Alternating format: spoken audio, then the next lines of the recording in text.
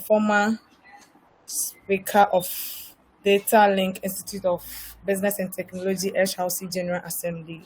And I'm very honored to be your moderator for today's seminar. Thank you so much. So, quick one, we'll begin with an opening prayer. Wherever we are, let us all close our eyes as we pray to start.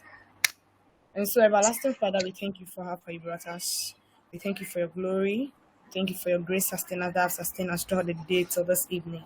If not by your grace and your mercy and your unfailing love, we will not be here this evening. As we start, may you start with us. We pray for the spirit of discernment, and also may you be with us till we close. In Jesus' name I pray. Amen. Okay, so I'll begin to introduce our chairman for this seminar. And the chairman for the seminar is no other person but our own Papa of the USAG Association. And he was the former speaker of KNUST Parliamentary Council, and he spent 6 years in KNUST. So during that time, he became the speaker of KNUST HRC Parliamentary Council, and now he is the president of University Students Association of Ghana, which is USAG. And he's in the person of His Excellency Christian Anderson Ntsiful, the USAG president. So he will be our chairman for today's seminar. And sorry, he will join us later. So we'll continue with the next talk. If Honorable Charles is here, he should take us. But if Honorable Charles is not here, then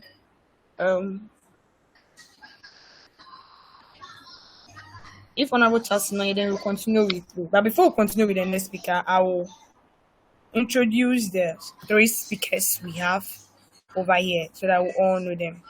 So the first speaker I will introduce is going to be Mr. Sulemana Shamuna. So Mr. Sulemana Shamuna is the Secretary of Parliamentary Correspondence Committee of USAG, and he is the Speaker of OT Regional Youth Parliament, Personal Assistant to the Municipal Chief Executive of Karachi East, and the Dean of MDCA's OT Region, General Secretary of Zongo Youth Reformation Initiative, former Speaker of Parliament, KNUST Students Parliament, former Majority Leader, KSEH, former Deputy Transport Coordinator, CEO, Coast KNUST, and former Organizing Secretary and a Geographic Student Association, that's KNUST. So we have Honorable Sulemana Shamuna in our midst. So he'll be taking us for the next session. The next speaker is Mr. Charles Asore. He's the Vice Chairman for the Parliamentary Correspondence Committee of USAG, the Minority Leader, University of Ghana Parliament House, former Editor-in-Chief, Commonwealth Hall Editorial Board, former Deputy Minority Leader, University of Ghana Parliament House, former Secretary, Commonwealth Hall Judicial Board, UG, and former Secretary, USAG Students Union, Legon Chapter. And the final speaker is our own very chairman for the committee, and he is Honorable Jones Amegashie-Viglo, the chairman for Parliamentary Correspondence Committee of USAG, chairman of Student Speakers Ghana, that's NASSG, Speaker of Youth Impact Parliament Ghana, Executive Director of Youth Impact Movement, former Director of Administration, United Nations Youth Association Ghana, former NASSG General Secretary for Whole Municipal and Whole West Districts, former Chairman of Constitutional Review Committee, HTU HRC, former Deputy Chief Justice, HTU HRC, former President, Professional Marketers Association of Ghana, and Students, Professional Marketers Association of Ghana Students, Roma, that's H2U chapter. So, hello, fellow honorables. These are wonderful and powerful speakers for today's seminar. So, I'll call on Honorable Sulemana Shamuna to take us through the first seminar. Thank you. Welcome, Honorable. Thank you very much, Right Honorable Theresa Seyram. I hope everyone can at least hear me.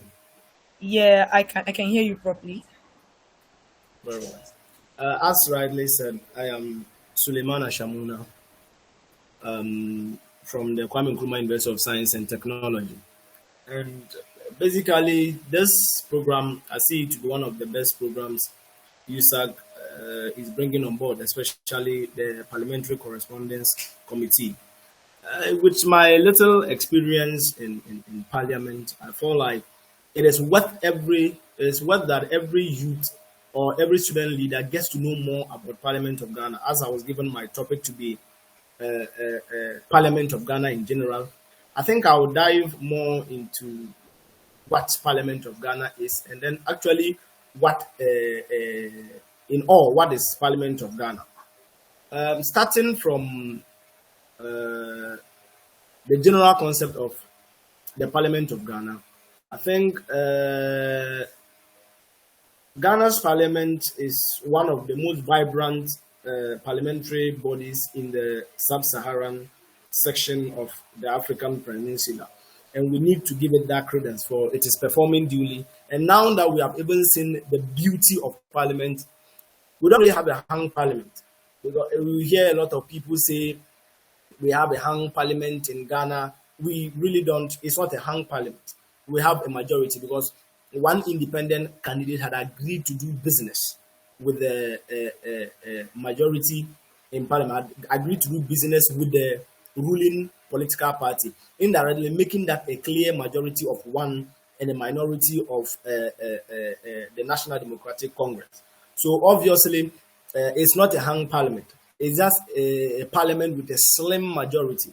When it happens that way, if parliamentarians toe partisan lines, it becomes very difficult making a national decision. However, if parliamentarians toe the approach of making the country a better place, and if there is a policy that is positive and that would help the people according to their own analysis, they all come on board, they support it, it gets approved, and then we make progress as a country. Parliament of Ghana, as it is not just a body that lives on its own or doesn't have its own regulations. What we need to know is that parliamentarians are the masters of their own law. Why is this always said of them? Parliamentarians unanimously make and unmake whatever favors them or whatever favors the House in the brackets of the standing orders prepared. The Parliament has its own way of ruling. That is why it has something we call the Parliamentary Standing Orders. The standing orders are the constitution. It is the constitution for the Parliament. It doesn't mean Parliament is independent of the Ghanaian constitution.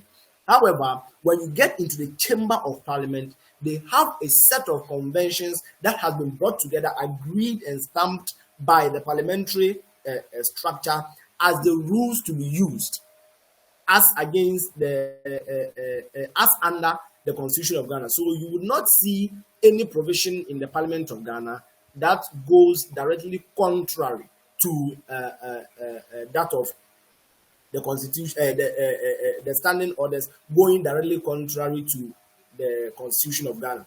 They are hand in hand. However, parliamentary standing orders are quite strict, and they work basically based on what they are supposed to do. Now we have to take a look at how Parliament starts from its prelims. When we dive into, if I remember this quote, I think part one,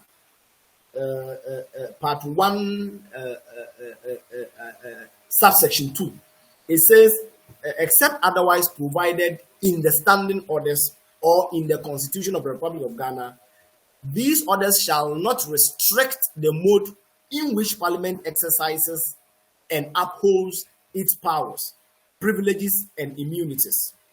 Aside that, on the subsequent clause, it says that's part 1, section number 3, clause 1, says, notwithstanding anything in these orders, any order or part of an order may be suspended without notice with the consent of the Speaker and the majority members present. The order or the part of order proposed to be suspended and the reason for the proposed suspension shall be distinctly stated. as what it is saying here, in the midst of a parliamentary argument or parliamentary exercises, if there is an order that imposes restriction on a happening that is a necessity for the parliament to proceed, and there is a need to hold up that order and make the, for instance, let's say parliamentarily, you are supposed to dress formally or come in African print that is formally accepted. And maybe a thing or two, maybe on your way to parliament or something of such sort, you are in a Lacoste, things that went beyond your control. And you have a very important role to play in whatever the parliament is doing at that particular moment. Then obviously, it should tell you that you not being in the African print should not deter you from participating in the parliamentary business, and that you should be moved to the public gallery. So in that sense, that particular clause or that particular provision of the standing orders must be held up to and suspended only with the consent of the speaker and the majority of parliamentarians present. And such a standing order or such order will be held for parliamentary proceedings to go in the interest of every parliamentarian who are representing their people.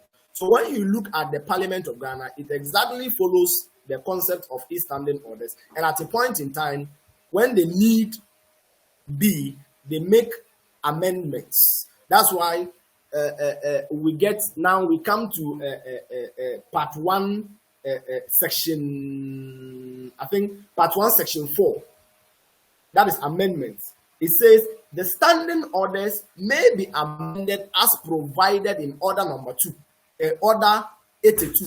So there is a procedure to amend the standing orders, and it is provided in the order number 82. So it implies when you scroll down to order number 82 in the standing orders of the Parliament of Ghana, it should tell you strategically how amendments of orders are made in the House without breaching any parliamentary standard.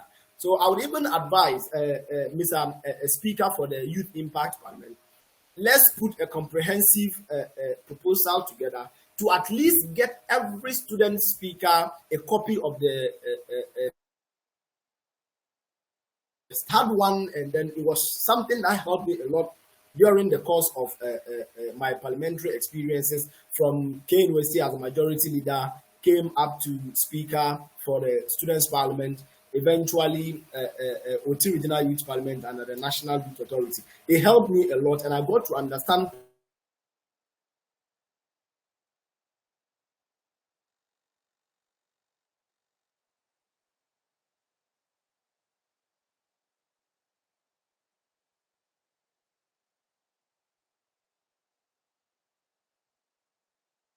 Hello?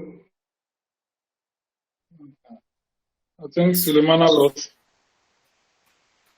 Are we here? Yeah. Can we continue? Proceed, please. The Commonwealth system of Parliament gives some power to, at a point in time, I felt like, no, that power was too much. But however, that is Parliament. And if the parliamentarians agree, there is nothing you can do about it. The only one who can interpret the standing orders is the Speaker of Parliament. If Mr. Speaker sees this as black and says it didn't fit to be yellow, it is supposed to be yellow. So whatever you see in the standing orders, it takes the Speaker on the chair to tell you what the standing orders is communicating to you. You might have several experience in parliamentary business, more than whoever is the Speaker.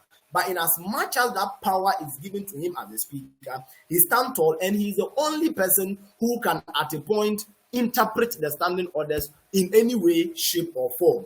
So, on the interpretation, you see, people always have problems with how parliamentary rules are interpreted. In a sense, when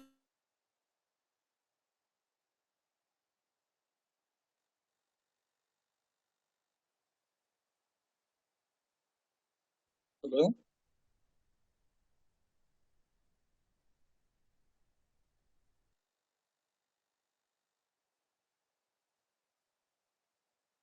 for In all cases not provided for in these orders, Mr. Speaker shall make provisions as he deems fit. Please, are we together? I've lost connection. Oh, we can hear you. Am I on? Yes, please. Good. With the interpretation, at a point in time, there could be some cases where the order number or whatever order the parliamentary standing orders is given has not given a provision for, or has not provided in a condition, because in a human condition, any situation can come up. In such situation, it places the speaker at the position to be able to improvise provisions as he deems fit, and it works perfectly, which you can't counter. And they said the interpretation also has a condition. That's, I think, clause 7. Clause 7. In these orders, unless the context otherwise requires an ad hoc committee, means a select committee appointed to inquire into and report on a particular matter, refer it to thereafter to cease to exist. Bill means to draft a statute and includes both a private bill and a public bill. Simply what this is trying to mean is that at a point in time, when there is a critical issue that goes beyond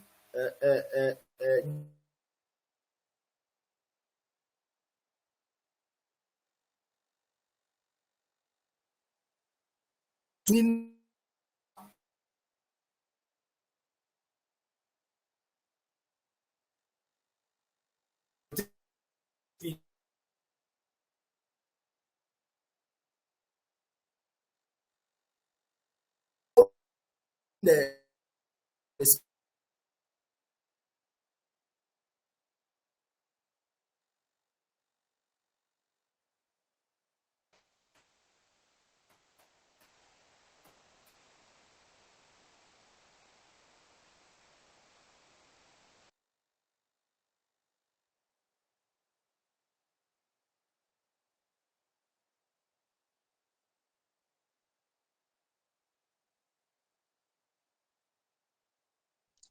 Yeah.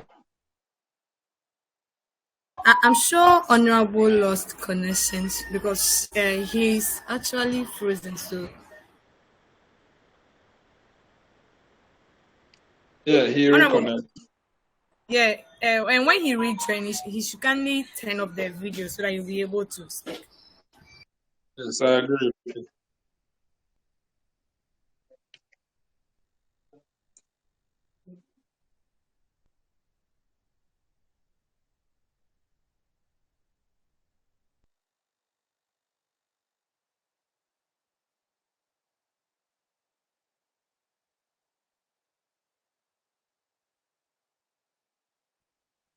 Yes.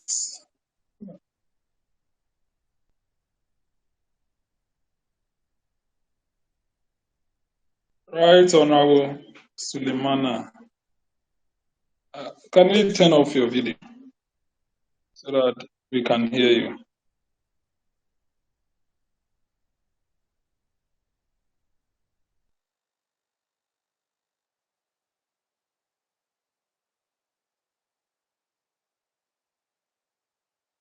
Okay. It's quite unfortunate. Network took him on some reefers. Madam Moderator. Hello, Okay. Chairman. Yeah, So he go on. has joined. Please, Honorable Suleiman, kindly turn off your video watch you speak so that you not be frozen again. Thank you. Theresa? Please kindly turn off your video as you speak so that you not be frozen again. Okay, is it freezing? Yeah, because you were not hearing from some parts and it's from your end, please. Okay. Yeah, you got So frozen along the. Yeah, that's okay. Is this So you okay? can speak. Yes, please. Okay. So, as I was saying, we're on the interpretation where an ad hoc committee comes inside, then the ad hoc committee gives a condition or brings out a report. This is the only condition in where the speaker's discretion doesn't work. That is when the situation at hand is bigger than the speaker making just a general provision to cover it all. In those instances, experienced members of parliament are put into a committee to come up with a report. So this is the only way that a speaker can be set aside for a committee to pick up the decision. And when we get to the parliament, there is an order of precedence. That is in the Parliament of Ghana. I think the order of precedence, it's not that I think Parliament of Ghana, the order of precedence is basically the highest person is the Speaker of Parliament, followed by the first Deputy Speaker, the second Deputy Speaker, the Majority Leader, the Minority Leader, Deputy Majority Leader, Deputy Minority Leader, Majority Chief Whip, Minority Chief Whip, Majority Whip, Minority Whip, Deputy Majority Whip, Deputy Minority Whip. In the sense that when you see the structure of parliamentary precedence, the first Deputy Speaker comes after the Speaker. The second Deputy is next. Majority Leader is next. But what we need to know is that a Minority Leader stands taller in Parliament than a Deputy Majority Leader. It's not just because you are on the majority automatically, no. In as much as you are deputy, the substantive in the other caucus is of a higher precedence than you in the House. Aside that, the majority chief whip, the minority chief whip, usually the minority in parliament, the majority in parliament is always of a higher precedence than the minority. And also studying critically, we see that the Ghanaian parliament puts more power on the majority leader as a leader of the house. So when you come and you need who is the leader of the house, it's not the speaker. The speaker acts as a referee and also, let me say, the chairman of everything. However, he who decides, he who sits, he who brings on board, he who takes whatever will be discussed and will not be discussed, even if the speaker is summoning a sitting, it should be to the information of the majority leader, who is the leader of government businesses. So the majority leader in Ghana automatically doubles up as the chairman of the businesses committee. It doesn't cut across all parliament. That's why I say parliamentarians are masters of their own law. They can put up their own law, and it is that it's not every parliament that you go automatically majority leader is the leader of the businesses. You could get to a parliament that has 3 caucuses. You could get to a parliament that has more caucuses. They have a way of dealing with their issues. You can get to a House of Commons that has its own way. In a parliament, we have a Speaker of Parliament. In the Senate, we have a President of the Senate. So let me chip this in. I think those of you from the schools that are operating the Senate system, immediately you adopt a Senate as your name. You are at a point in time supposed to shift from the right honorable and then give the person the appropriate title. A Senate has a president. A Senate doesn't have a speaker. Parliamentary registrar has its own terms. If you are a parliament, you have your speaker. If you are a Senate, you have a president. So if I see a Senate having a speaker, I at times get a little bit confused. As a Senate, you have a president. So if you choose your parliamentary setup or your legislative setup as a Senate, then you should have a president. Then if you have a parliament, then you have a speaker of parliament subsequently. How do we get our speaker of parliament? Because before we get to tell you how powerful the speaker is, what the speaker can do, what the parliament as a body can do, we need to know who the speaker is. The speaker should have some qualifications. I think qualification of the speaker and election of the speaker at commencement of parliament. That's chapter 1, part 2, clause 9, subsection 1 says there shall be a speaker of parliament who shall be elected by members of parliament from among persons who are members of parliament, who are qualified to be elected as such under the constitution.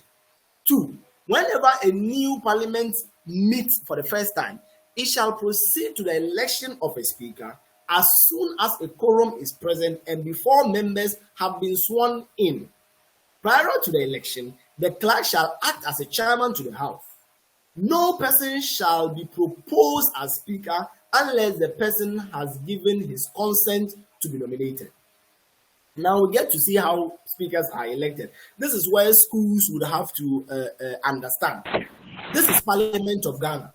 You don't necessarily have to force your school. I've encountered a lot of student speakers having problems with how their speakers are elected and other things. For instance, recently what happened in the KNUST Students Parliament House, in our constitution, in our standing orders, it's been indicated that the majority leader proposes who becomes the speaker.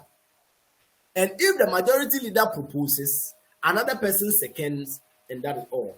But in the condition when the majority leader proposes, and another person from the majority caucus proposes another person, there becomes elections. And also, in conditions where the majority leader proposes two people, because when you show consent and another person show consent, the majority leader is not supposed to close on any other appointment. You're supposed to widen up, propose whoever has shown consent for election. That is what happens at the KNUST Students Parliament. So of recent time, when it happened, I went strictly according to the standing orders, because what happened is that at a point in time, the parliament was veering off the standing orders, doing things as though we were just at the electorate department, doing elections and having people being parliamentarians without giving respect to the standing orders. At a point in time, the standing orders will lose value and the parliament will be a helter-skelter parliament and will not operate as it's supposed to be.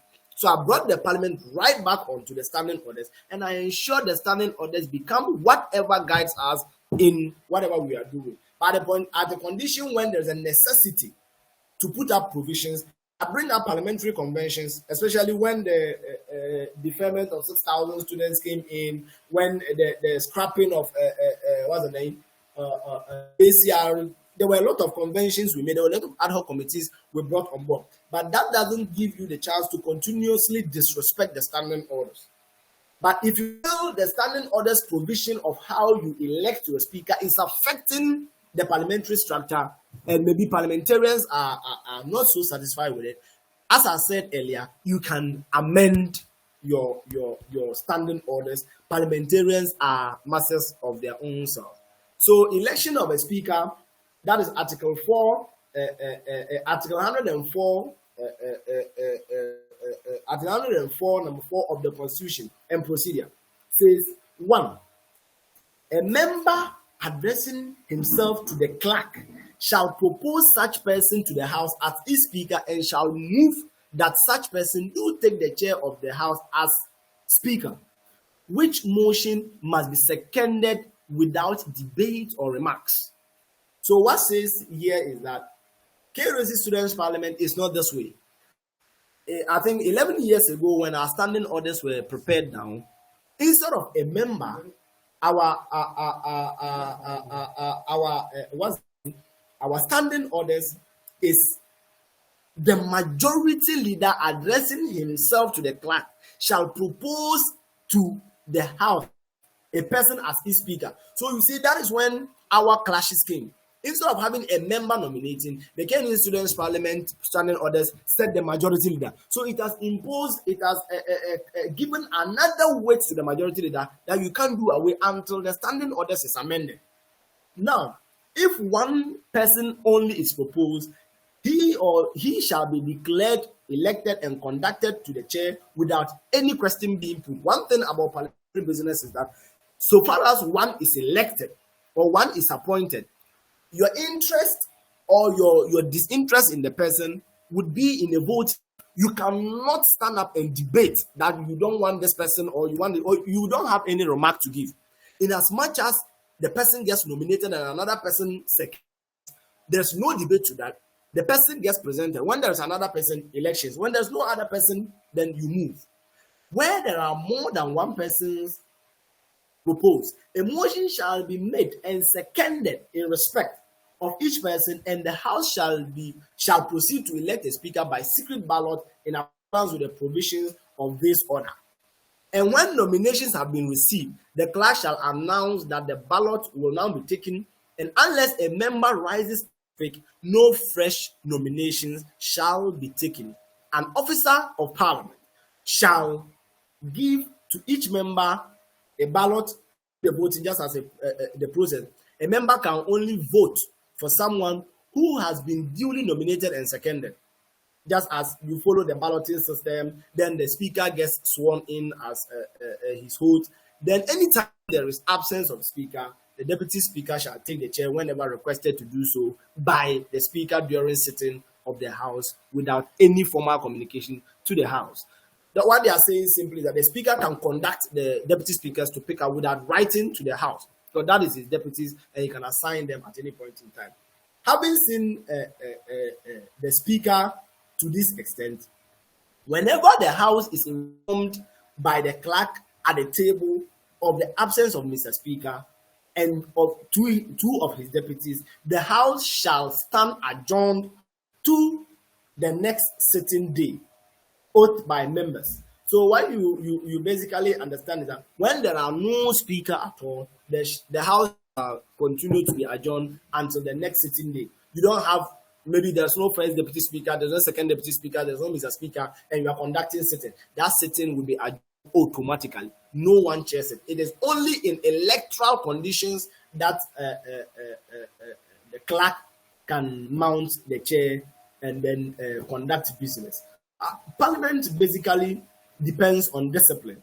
Now let's drive down into a very simple thing we need to talk about: the power of the Ghanaian Parliament. When we see the Ghanaian parliamentary system, as I said earlier, is one of the vibrant parliamentary systems in the Commonwealth under the Sub-Saharan Africa, and basically has a lot of power. It determines who qualifies. The president can nominate whoever, or he can suggest whoever will be a minister. If the Parliament of Ghana doesn't allow it go through, you are not becoming a minister. Secondly, the Parliament of Ghana at a point can make and unmake whoever is a president. However, the presidency cannot unmake or make whoever is the speaker without the consent of the parliamentarians. What happens is that if there is any criminal offense, or if there is any issue with the president, Parliament can take the president on, possibly an impeachment. However, when the speaker misbehaves, it takes the internal structures of the Parliament to get him off. Privileges committee is there. There are select committees that can work on that, on the speaker's misbehavior. It doesn't take any other arm of Parliament to unmake any other government to unmake. So you see the independence Parliament enjoy and the power Parliament enjoys. Parliament at a point can influence judiciary. Parliament at a point can influence executive arm. But they all influence Parliament, but the rate of influence on Parliament is less, because the parliamentary body is a master of all representation. When you get to the court, you don't have a representative from Karachi East. When you get to the court, you don't have a representative from Kwabri East. When you get to the court, you don't have a representative from Tanonof. When you get to the court, there is no representative from West. So when you get there, but at the parliament, they have representation that had been duly elected and guaranteed by the people there to come and represent them. So a touch on the parliament is a touch on all Ghanaians. A touch on parliament is a touch on all citizenry of whatever nation is in question. So when it happens that way, parliament has this power to how the country shouldn't go. Even in expenditure, in conditions where monies are heaped beyond the executive instruments of the president, it has to go through parliamentary approval before the country can proceed to do whatever it wants to do. I think before I proceed, Parliament is a lot. We want to discuss Parliament today, and we might not finish. And Parliament is a big institution that we need to understand and understand it properly.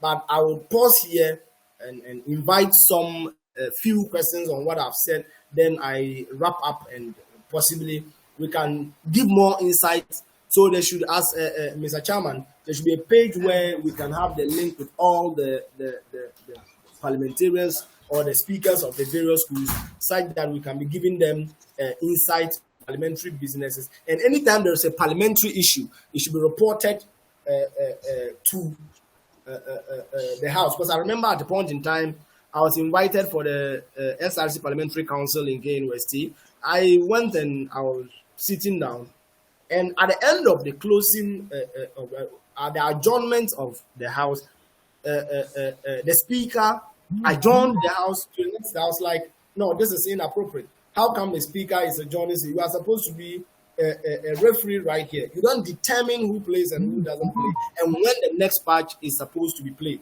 So these are certain issues that when it is detected in the parliamentary space, it is reported to the Parliamentary Correspondence Committee, then we give appropriate answers to it. I will not want to touch on external or international parliament. When we go that tangent, we might not end today. But the Parliament of Ghana in its own is a whole discipline that needs to be studied. And in my few experience with National Youth Authority as the regional youth speaker, and also KNU Students Parliament, and also let me chop fans small. We won the Commonwealth debate, and that one, you know, Right Honorable Jones, Amegashie-Viglo, I am wanting you to submit a proposal so that Youth Impact Parliament will partake in the Commonwealth debate on 14th, so that we can still give it to you back. Thank you very much. Basically, let's invite some. Okay, thank you so much, Honorable Suleiman. We'll be taking all the questions after the 3 presentations. So, okay. Thank you so much. Yes. So we'll move on to the next seminar. Honorable Suleiman, I hope you are done because your time is up too. My time is up, right? Yeah. Or do you want to wrap up? I can give you 5 minutes to wrap this. Or even 2 will be fine. Okay, 2 minutes to wrap up. Yeah. So basically, Honorable Viglo Jones, this is a very bright initiative, but I feel it should be protractive. It should come in sequence, because you yourself as a speaker and an experienced person in the parliamentary businesses, you know we can't discuss Parliament of Ghana in 30 minutes. Parliament of Ghana is a whole something. You understand? And one thing about Parliament that we need to know is that no matter how experienced you are in Parliament, at a point in time, one parliamentarian's opinion will be far ahead of yours. You might see things differently. The chairman of Ghana, National Association of Student Speakers, and the chairman of the PCC, Right Honorable Jones, I think recently we had a banter on some parliamentary procedures. You came out with your idea, I came out with mine. You felt like this was right. At the point, I also felt like this was right. We came to an understanding that then it should have been done this way. You remember that conversation we had? I did. Very well. So if you are a parliamentarian, you should be ready for confrontations. And one thing I will tell my parliamentarians, that parliamentary businesses at times can be so annoying that you need to be a patient person to always be in the parliamentary space. You need to be a tolerant person. Look at the likes of, so imagine putting the likes of Honorable Katie Hammond and then Honorable Lawyer Haruna. These are 2 different experienced people of high level, but one does his things in a jovial way, but very careful, but one does his things in a very serious way. These 2 parliamentarians stay in the same chamber to the extent that someone will be doing press conference and the parliamentarian will come and blind the face and run away. This will tell you. And that same person is sitting before Parliament today to be vetted as a minister for trade and industry. And I have hope, and looking at what he has presented, I have hope and believe that he'll pass through, because what? Parliamentarians are masters of their own law, and they understand his approach. He's very jovial, but he can be very principled and very strict in whatever he's doing, and he achieves results for it. So Parliament is where you have to understand each other, then work towards, but don't always feel paramount in the parliamentary setup. If you have an idea, bring it on board. When you ask Honorable Viglo Jones, at the point I bring this idea, he bring that idea, we agree on one, then we move. At times we blame the parliamentary system, at times we blame our own opinions, then we move. So that is how Parliament should operate. Parliament of Ghana is wide and more will come, and you get to know more about it. Thank you very much. Thank you so much, Honorable Suleiman. Thank you. I hope we are all listing our questions down and we are taking point of what he has said. So we'll continue with the second seminar. That's going to be on history of legislatures, and Honorable Charles Asore will be taking us through that. So Honorable Charles, over to you. Roll on.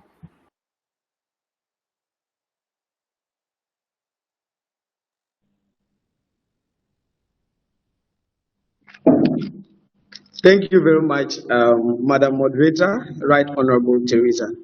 A very good evening to you, the Chairman of USAG Parliamentary Correspondence Committee, Right Honorables of the various student parliaments of USAG member institutions, leaderships of the various student parliaments, ladies and gentlemen, all protocols duly observed. My name is Honorable Charles Asore, and I am currently the USAG, the Vice Chair of the USAG Parliamentary Correspondence Committee, and I'm also a two-time minority leader of the University of Ghana Parliament House. In fact, I've been in the University of Ghana Parliament House for the past 4 years, and I'm a graduate of the university who is awaiting graduation come March this year. So my topic is about the history of the legislature. What is the legislature and what does the legislatures do? What do legislatures do in general? And this should have been my introductory part of the seminar. But then, unfortunately, I was unable to join due to network issues, and I must first of all apologize for that before I zoom in into my presentation. So I'll be talking about the history of the legislature, and I want to say that the previous speaker has done a marvelous job by taking us through the works of the Parliament of Ghana. And when you listen to his presentation, you realize that he really has a lot of insight into the Parliament of Ghana. It looks as if he has even worked there before, either as a parliamentary staff or as an MP. So I want to give him that credit for what he has done. So if you look at the topic that we want to discuss today with regards to running legislatures, you realize that for the time factor, it is something that almost all the speakers would have an issue with. Because if we want to talk about the legislature, the works that the parliament do, and all of that, I don't think we'll end today. But then we will have to make sure that we work within the time frame, and at the end of the day, we'll learn something out of it. So just to chip in this, when you look at the Parliament of Ghana, I believe that when you read the Constitution, you get to realize that we are having a constitutional democracy where the Parliament of Ghana is not supreme to the dictates of the Constitution. Because if we are having a constitutional democracy, what it means is that whatever rule that Parliament makes, even though Parliament has that liberty to make its own rules, it is still supposed, all those rules are supposed to be within the purview of the Constitution. And that is why sometimes when Parliament of Ghana does certain things that are in contrary to the Constitution, the Supreme Court have that liberty or that opportunity to put them back in order. And you can trace it back to there was a recent issue where we had the first deputy speaker coming to vote and all of that. But then when you look critically into the issue, there were some distinctions that we need to understand. When you look at the UK Parliament, they have a parliamentary democracy where the Parliament is supreme. The Parliament can make and unmake laws that they are supreme authority. But when it comes to Ghana, you realize that the supreme authority vests in the judiciary or the Supreme Court of Ghana, which is the highest court that we have in the country.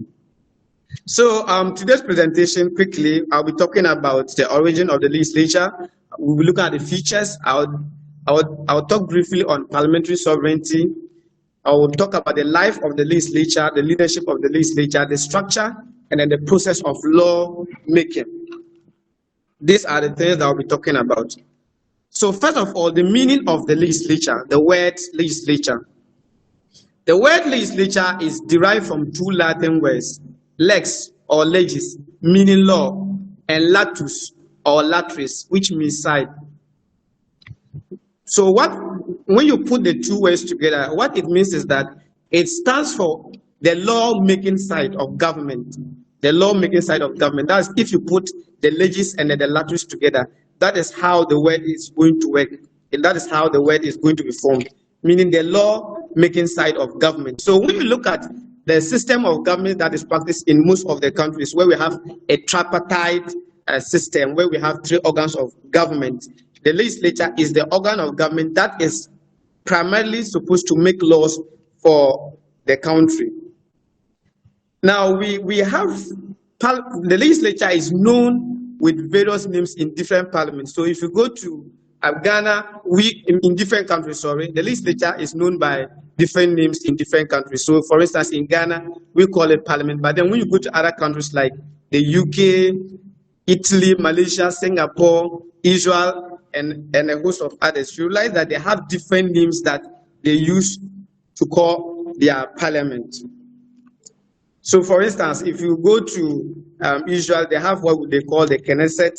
If you go to Japan, they have the Diet. We have the Snorting in Norway, the Seyram in Poland, the Cortes in Spain. We have the Bundestag in Germany. We have the States General in Netherlands, and so on and so forth. So every country has a name that they use to call their legislative organ of government. So in Ghana, we have what we call the Parliament of Ghana. So basically, what are the functions of the legislature? First of all, the basic or the primary function of the legislature is the law making, or what we call legislation. That is the basic function of Parliament or of the legislature, and they are the highest law-making body of the state. They are the highest law-making body of the state. Another function that the legislature does is the control of the public purse, which is a very important work that they do. It is the prerogative of Parliament to authorize all proposed policies by the government to raise revenue in the state through taxation and other sources as how to spend such revenue. In other words, what I mean is that Parliament must authorize the budget of the state. That is the revenue and the expenditure proposal. Otherwise, what we know as the appropriation bill, before it can be put into use. This is the power that the legislative arm of government has in most of the countries. Another function of the legislature is what we call the supervisory role over the executive. So you realize that the legislature exercises an oversight responsibilities on the activities of the executive arm of government in a number of ways. So first of all, what it does is that the legislature has to approve nominations of the executive appointment for ministerial positions before such nominees or appointees can assume duty. And in fact, the first speaker made us to understand that we have some minister nominees who are yet to be vetted. So they are yet to be vetted by the Parliament of Ghana, and the Parliament of Ghana has to approve them before they can assume duty as ministers. In some jurisdictions, even in Ghana here, appointment into high national offices such as the justices of the Superior Court of Judicature require the approval of the legislature. So you realize that even recently we also had some justices that were being vetted for them to get into the Supreme Court of Ghana, which is the highest lawmaking, the highest court that we have in the country. These are some of the works that the legislature do. I'll move on to the judicial function. If you go to some jurisdictions, for instance, under the presidential system of government, the legislature performs some judicial role when the need arises. So in situations whereby we have the president of the country behaving or conducting himself or herself in a way that brings his or her office into disrepute, the legislature can convene themselves as the highest court of the land and try the person for an impeachment. So, for instance, we had a situation where Donald Trump, who is the former president of the United States, was being impeached on the floor of Parliament. So all these things, they happen in some jurisdictions, and I made mention of the fact that it happens usually in the presidential system of government. So under that system of government, the legislature has some judicial role that it plays, where it can constitute itself as the highest court of the land to try the chief executive officer, his or her vice, and even the chief justice in impeachment proceedings.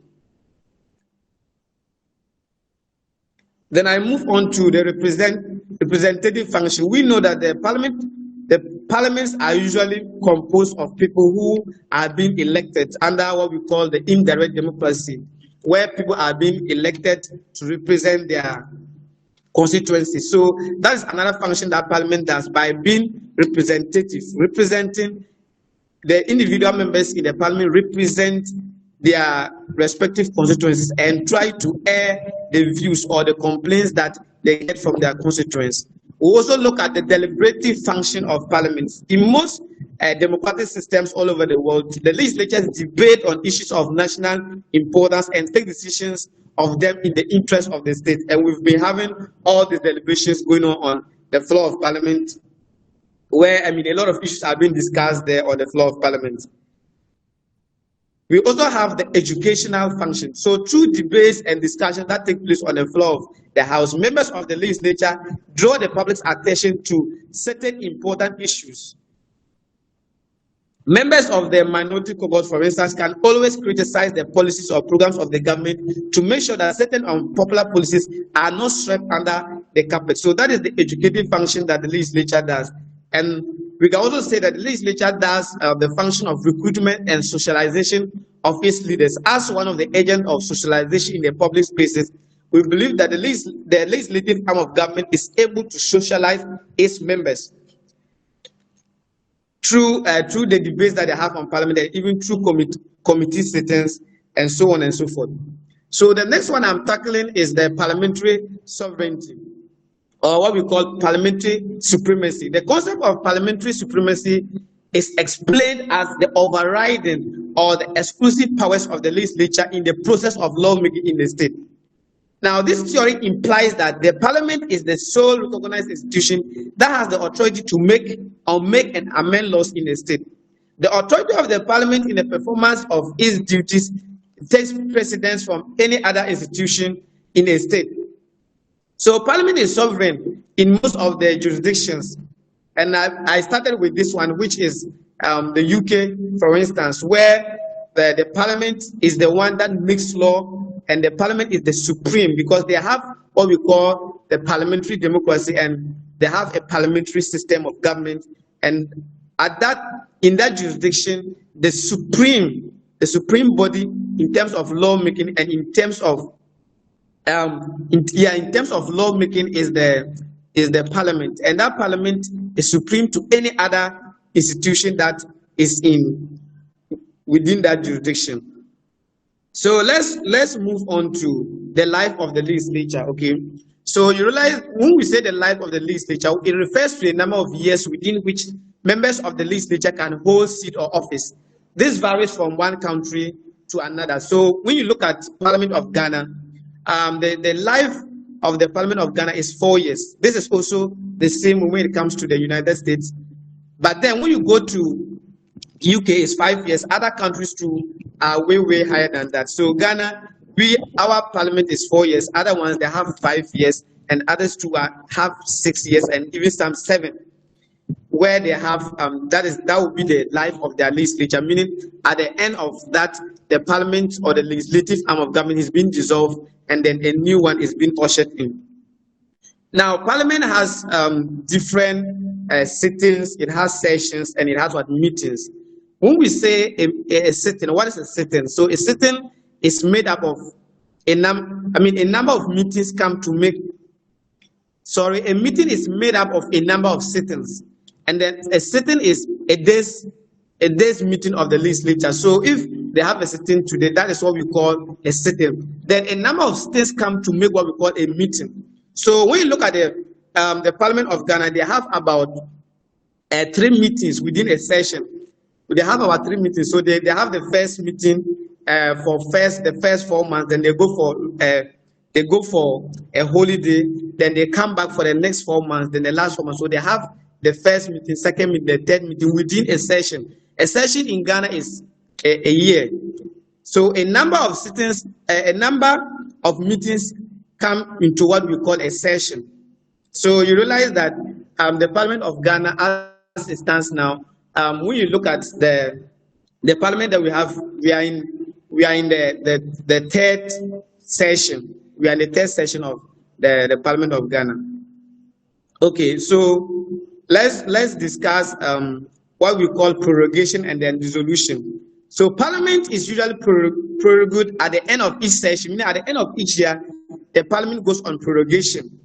Then what we call dissolution is when the tenure of the Parliament is over. So when the tenure of the Parliament has ended, then the Parliament is being dissolved. By the end of every year, Parliament goes on what we call prorogation. That is the end of each session. Leadership of the House. The previous speaker has touched on the leadership, but then we need to know their functions as well. So you realize that every organization is expected to have leaders who is there is affairs, and Parliament of Ghana or a legislative arm of government is not an exception. And there are a number of officers who hold various sections of the House. The highest office of the legislative body is the Speaker.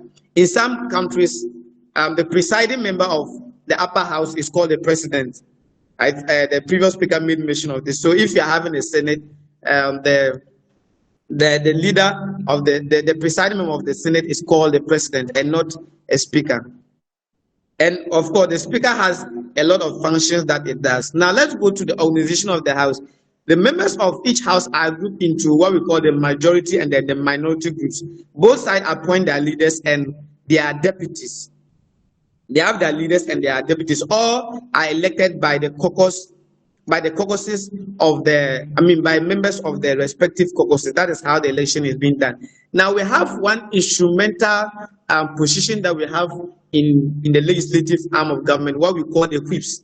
The whips are members of parliament selected by their parties to keep discipline in the House. So they are the people in charge of discipline. They make sure that their respective party members in parliament attend meetings and sittings and also vote in support of their party lines. So this is one of the most influential position that one can hold in the legislative arm of government. That is the whips, because they play certain vital roles.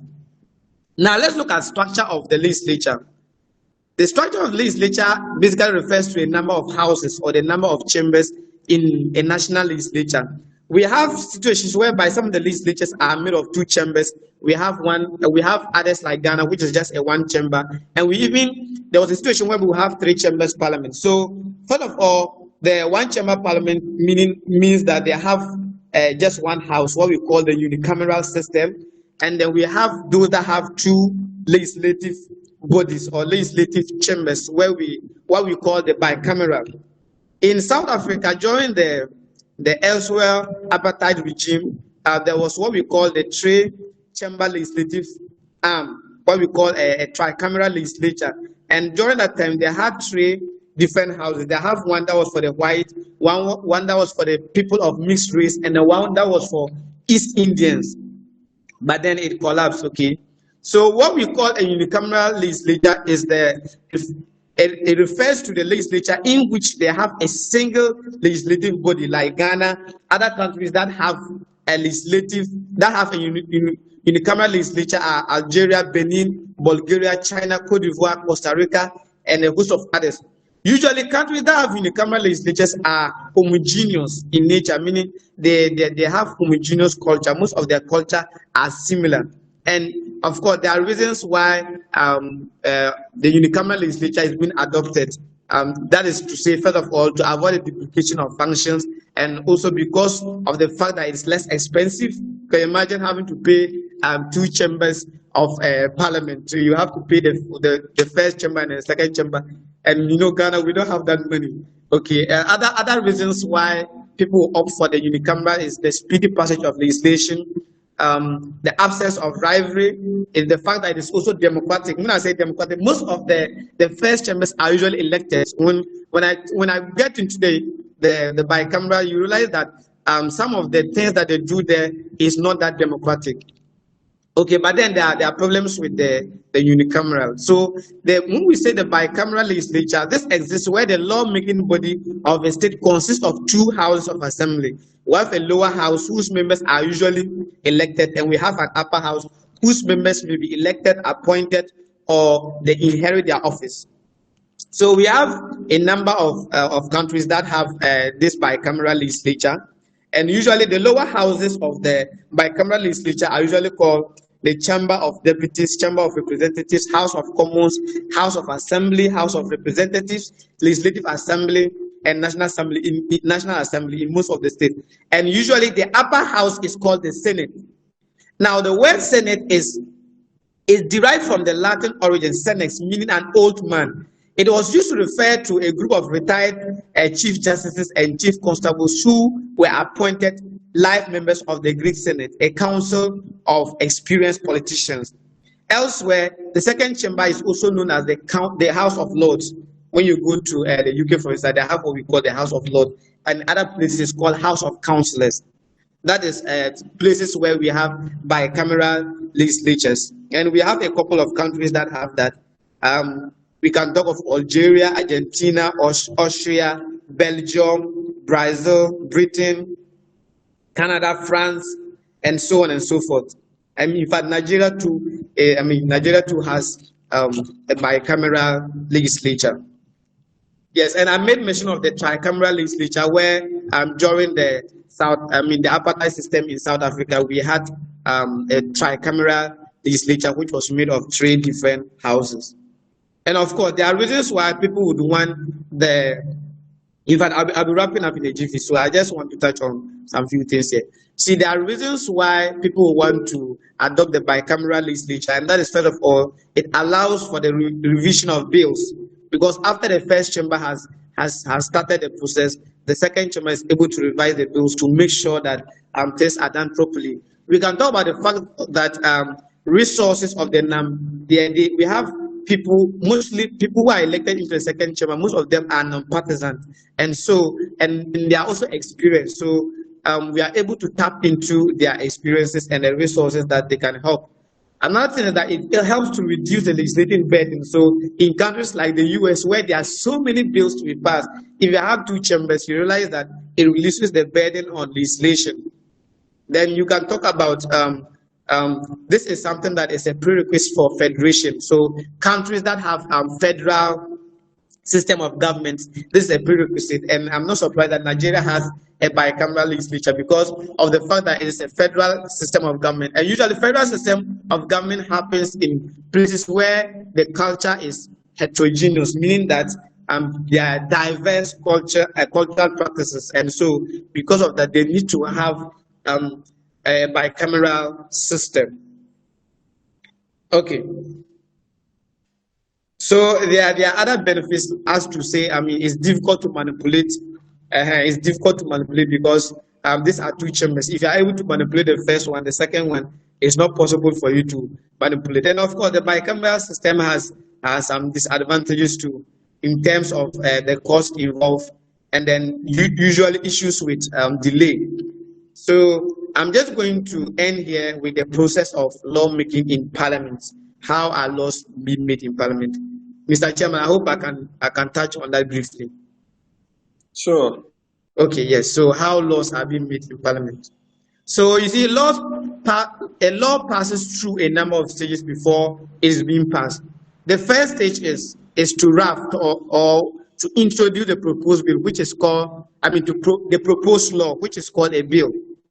So Parliament initiates a law through bills, and a bill passes through various stages after it has been given an assent by the head of the state.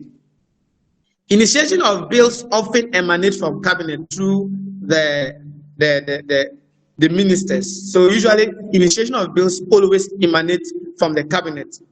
But then there are situations whereby a bill can be brought forward through what we call the private member bill, when in the situation of Ghana, where an MP can introduce a bill. Okay, and we've had some bills like that. The one on the LGBT issue is a private member bill. So the first stage of the lawmaking process in Ghana is what we call the first reading. So at this stage, the bill is being read for the first time, and there are two options involved here for the bill to be introduced. So it is introduced on a motion or on a written notice. It's usually introduced on a motion or on a written notice. So after the bill has been read for the first time, it goes through what we call the committee stage. So the bill is being referred to by the speaker for a committee consideration. So the appropriate committee for that bill make sure that they scrutinize the bill, and then they get back to Parliament, which moves into the next stage, what we call the reporting stage. I'm just trying to be snappy on this one. So which the third stage is what we call the reporting stage. So the select committee reports back to the whole House, presenting its recommendations and amendments to the bill. So this is what the committee does, and then they report back to the House, and then the bill goes through a second reading. So at this stage, the bill will be read for the second time, and then the sponsor of the bill will explain and defend the bill by giving a speech. Attacks and criticisms may come in from the opposition, who may even demand that the presentation of the bill should be discontinued. So at this point, there are inputs and there are arguments that can be made. Okay, then from there it goes to the consideration stage. At this stage, the House would examine the bill in detail, clause by clause, making sure that every part of the bill comes out for its acceptance or otherwise. Then it goes through another reading, the third reading. At this stage, the bill and all amendments made to the original document is read in the House. This is the third reading, after which the bill is put to vote. So usually after the third reading that the bill is being put into vote. So it is most unlikely that at the third reading, bills will be rejected. It's unlikely, because at this stage, all the debate and everything has been done, and there have been so many inputs and amendments. So from this stage, the bill is ready to be submitted, and then it is being voted on. Then after the bill is being voted on, we go to the last stage, which is the assent stage. So the last stage in the life of a bill is the assent stage. The assent stage, the head of the state or the president assents or append his or a signature on a bill if he or she is satisfied with it. And then after the bill is being given the assent or the signature of the head of state, that is when the bill becomes a law and then it's being passed and enforced. So I would like to end my presentation here. In fact, at the last part, I realized that I have to go way snappy, and that is because of the time involved. In fact, I've overlapped my time, and the chair has been very generous with me in terms of the time. Thank you very much for your time, and I'm expecting a lot of questions from this presentation. Thank you very much. All right, thank you so much, Honorable Charles. Thank you so much. So your question will come after the presentation, the final presentation. So please don't leave us, kindly stay back. And I hope the rest of us are making note of our question and listing them down. As said earlier, we'll not be able to take like almost all the questions, but you can list them down after the final presentation, like on the WhatsApp platform. We'll take it from there. So we'll take the final presentation, which is the third one from Right Honorable Jones Amegashie-Viglo on running effective student legislatures. So he'll be taking us through the final presentation. So Honorable Amegashie, please kindly take over. Thank you so much. Yes, hello. Thank you very much, Right Honorable Moderator. And thanks to all the SRC presidents over here, vice presidents, general secretaries, and all the executive officers, speakers, chairmen, and presidents of SRC legislatures here, accredited members, senators, and members of parliament present. I want to thank His Excellency, the President of USAG, His Excellency, the Right Honorable Christian Anderson Ntsiful, for giving us the opportunity to serve in this committee. Just as our moderator has introduced herself, Theresa, my Vice Honorable Asore, and then my Secretary, Sulemana. Thank you very much for your presentations. Ladies and gentlemen, their presentations are the foundations of mine. And as a matter of fact, to be honest, 1 hour, 30 minutes is inadequate to cover all that you need to know about this. I once did a presentation to the United Nations Youth Association Youth Parliament, and it took me 2 hours, 20 minutes to finish my entire presentation. And even all I presented was just 60% of the entire topic. So as a matter of fact, it is indeed adequate. For the records, we are recording the session and would upload it. We'll share it in the group. We have created a WhatsApp group so that all MPs, speakers, and executives can join and be asking their questions there. If you have questions, you can contact any of us in the committee and we'll respond. And we also have it in mind to have the 2nd edition and possibly 3rd edition, so that we can even have as much as possible members of Ghana's parliament and then other external people to come and have a conversation. So this one is just the maiden edition to just brush the surface of the entire topic, which is running effective student legislatures. Just as my vice and secretary has told you, that is parliament. And these are the theories of parliament. The practicality and is the usage of this information they have shared with you is what I am coming to talk about. SRC.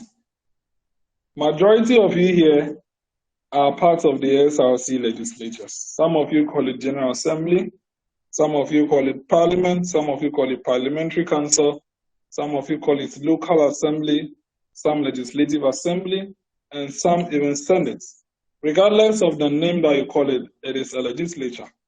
Now, you know very well that SRC is a mimic of our national structure. It is a mimic of the structures that operate at national, because it is an opportunity for students to groom themselves to become the future leaders of our country. That is what SRC seeks to provide. It is basically national leadership at the students' level. That is why whatever you do in SRC chases you forever. Those of you who are using SRC, hoping to amass yourself at the end of your tenure, please, it is an opportunity for you to rather brighten yourself. But if you are doing that, you are darkening your future.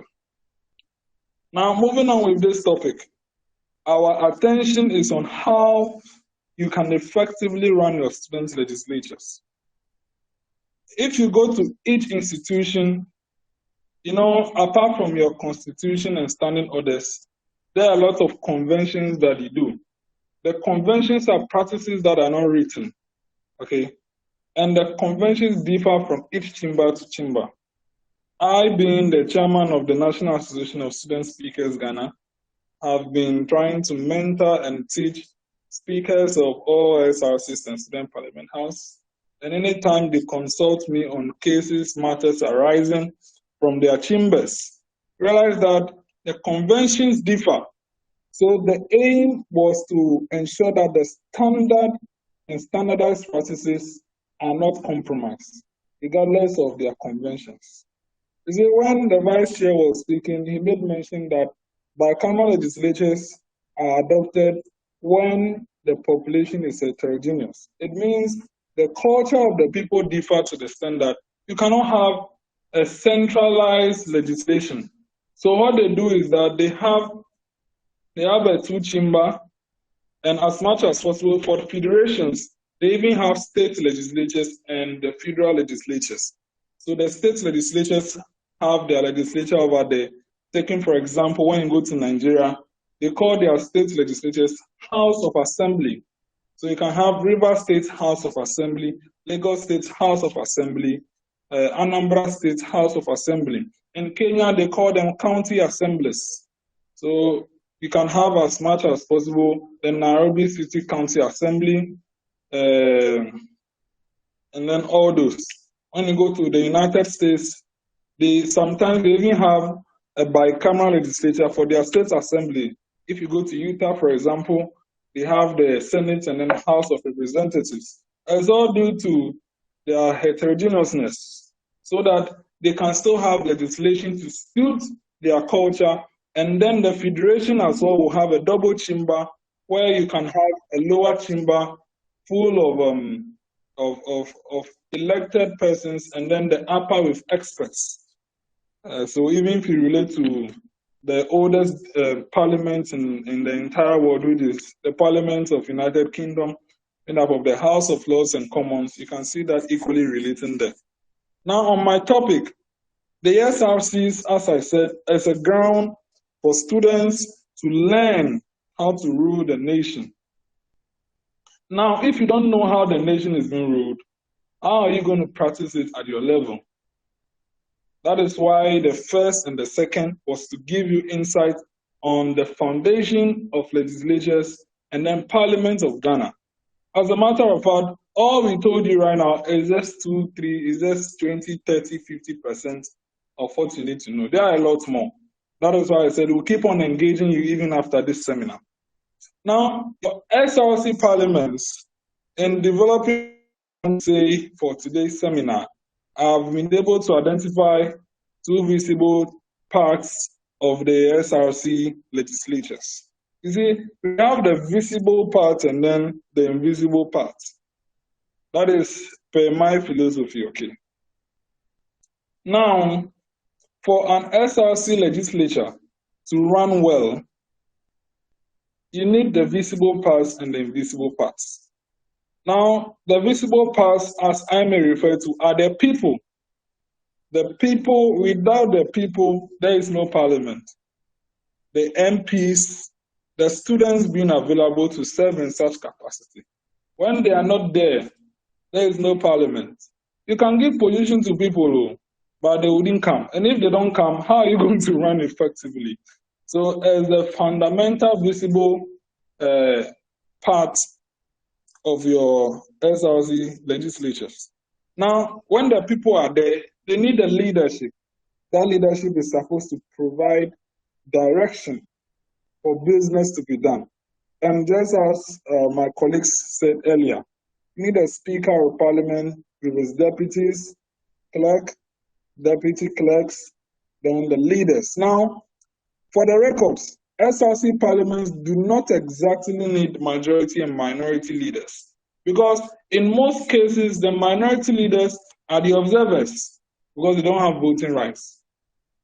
And the majority that we mostly refer to are the MPs. So because it has been done with the notion that majority have their way, minority have their say. So the students who are not MPs will come and have their say in your legislature, but the MPs will have their way. So I get surprised when I see majority chief whip, first deputy, majority chief whip, and then all those at SRC parliaments. They are not doing partisan representation over there. So the only thing to equip you to is to ensure that SRC businesses are done. I'm going to equip your members like agenda boys to reject what the executives will bring. No, that structure that you are importing from national parliament cannot work in the SRC legislature. So when you have them, quickly disband them, because they will not help your chamber to be effective. So unless your chamber has two clear caucuses, as I can see, for example, in KNUST, SRC Parliamentary Council, they have the residential, they have non-residential, and I think they even have the college, and then, yes.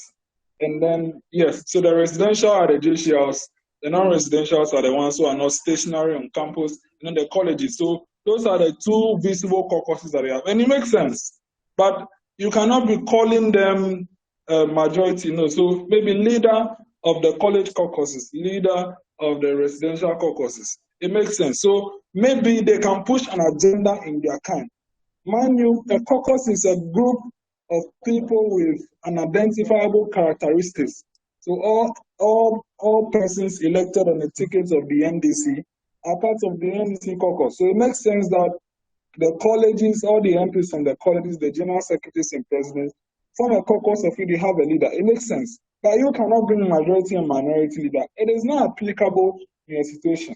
Unlike youth parliaments that you can clearly divide them into majority and minority, they pick themselves on basis that they have been designated to a caucus, but not really on partisan lines. So please, that is it for your legislature to run well. Now, the third fixture that I have identified here is, in fact, before I move to the third one, you see, for some of the chambers, they don't see a need for 2 deputy speakers. Some only see a need for just 1 deputy. It's fine. Some see a need for just a clerk without a deputy clerk. But I've been saying some things that I think it is not really applicable for the efficient running of SRC legislatures. I see things like they are trying to import the structure of Director of Public Affairs that you import from Parliament of Ghana. It's not best applicable in your system because your management body should be the leadership. So when you are bringing director, you're making them even look bigger than the others. So the question I keep on, are the directors even MPs? I think the clerk can equally do that publicity job. So as much as possible, we can have 2 deputy clerks, 1 deputy clerk for publicity and then another for operations, so that you can take away this director that you are importing from Parliament. It is not relevant at SRC parliaments. In fact, SRC even has PROs. So why should your parliament have another public director or whatever? It is usually the student parliament houses that do that. But even for the student parliament houses, I think you should just have deputy clerks in charge of that, not having directors to be looking bigger than your MPs.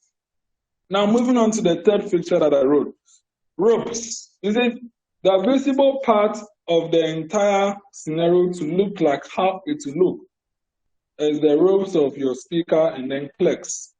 If you don't have that, mind you, it just looks like a family meeting. You are just gathered there and then doing discussions. What makes it to really look like a parliament with that feel of that parliamentarian vibe is the fact that your leadership and then the clerks and deputy clerks have ropes. So if your house do not have ropes, try and acquire them. Mind you, prices are escalating, and then if you don't get it as early as possible, you will not be able to acquire it again. So the SRC presidents here ensure that your people have the ropes so that the feel of parliamentarianship can be visible over there. Mace. The mace is the authority of the house. I've been seeing some maces. It's just like, you see this thing that they used to hang curtains. They just go for it very tall like that, and then be holding it. Please, that is not a mace. For God's sake, that is a pole. If you cannot acquire a good mace, in fact, some SRC parliaments have gone to acquire staff in replacement of mace. A staff, like those things that the chairmen do hold. That is not a mace, that is a staff. The mace has been designed to sit in front of the clerk's table. So if yours is not there because it is too tall, it's because you don't have a mace, you have a staff. Try and change it. The mace is a representation of the authority of the house. If you don't have it, don't put it there. But don't come and put something over there looking like a staff and you claim you have a mace. No. Even the Congress of the Philippines, their mace looks a little bit like a staff. But for the records, it is right in front of the speaker. Because for them, their clerks sit not in front of the speaker, but sideways of the speaker. So the mace, of which might look like a staff, is still in front. So if yours is not over there, they are misleading us. And the picture of an SRC legislature will not be fully visible. So you need that done well for that efficiency to be seen.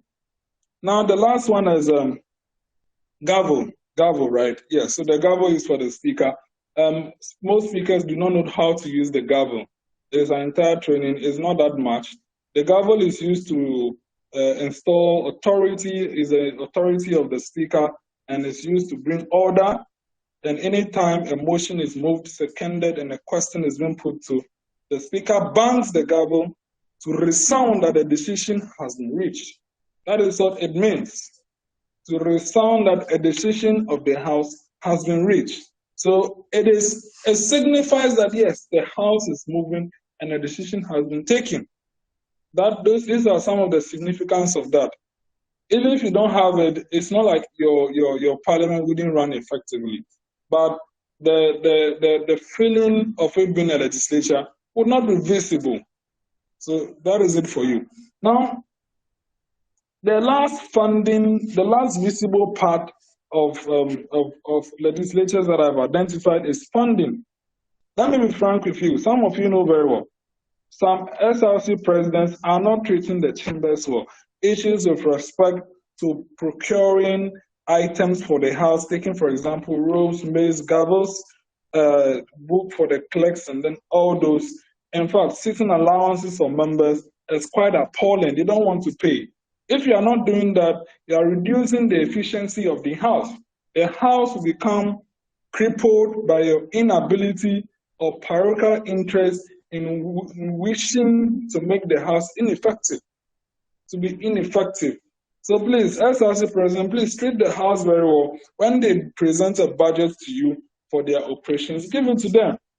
Because if you don't treat them well, they'll obviously not treat you well. You would think that you are there and you're the mafia the house, but actually, at the end of the day, you are the one failing. Because if they know this is what you are doing, they can decide not to mind your business. And if they don't mind your business and go ahead to execute without the authority, they can as well impeach you.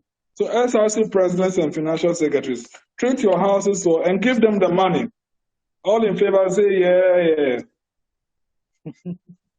Yeah. So, yes, I'm campaigning for the SRC legislatures. Please, presidents and financial secretaries, give the money to your houses to function and pay their sitting allowances. For the student parliament houses, as you know, it all comes from the dues payment. When the dues are not paid, you don't have money to provide refreshments and then all those. So I'm pleading on all the members of student parliament houses and Parliament of Ghana Public Affairs Directorate to also pay your dues so that they can equally run. Now, the invisible parts that I have identified for the effective running of legislatures is number one, the constitution of the SRC. The reason why I'm calling it invisible is that, yes, you can see the book, but it is you don't execute it in physicality. It's been executed through directions and respects for the law to be executed and respected at a point in time.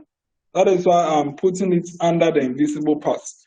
The law is being complemented, the Constitution, which is the supreme law, is being complemented by bylaws and other acts of parliament and whatsoever that is within your jurisprudence.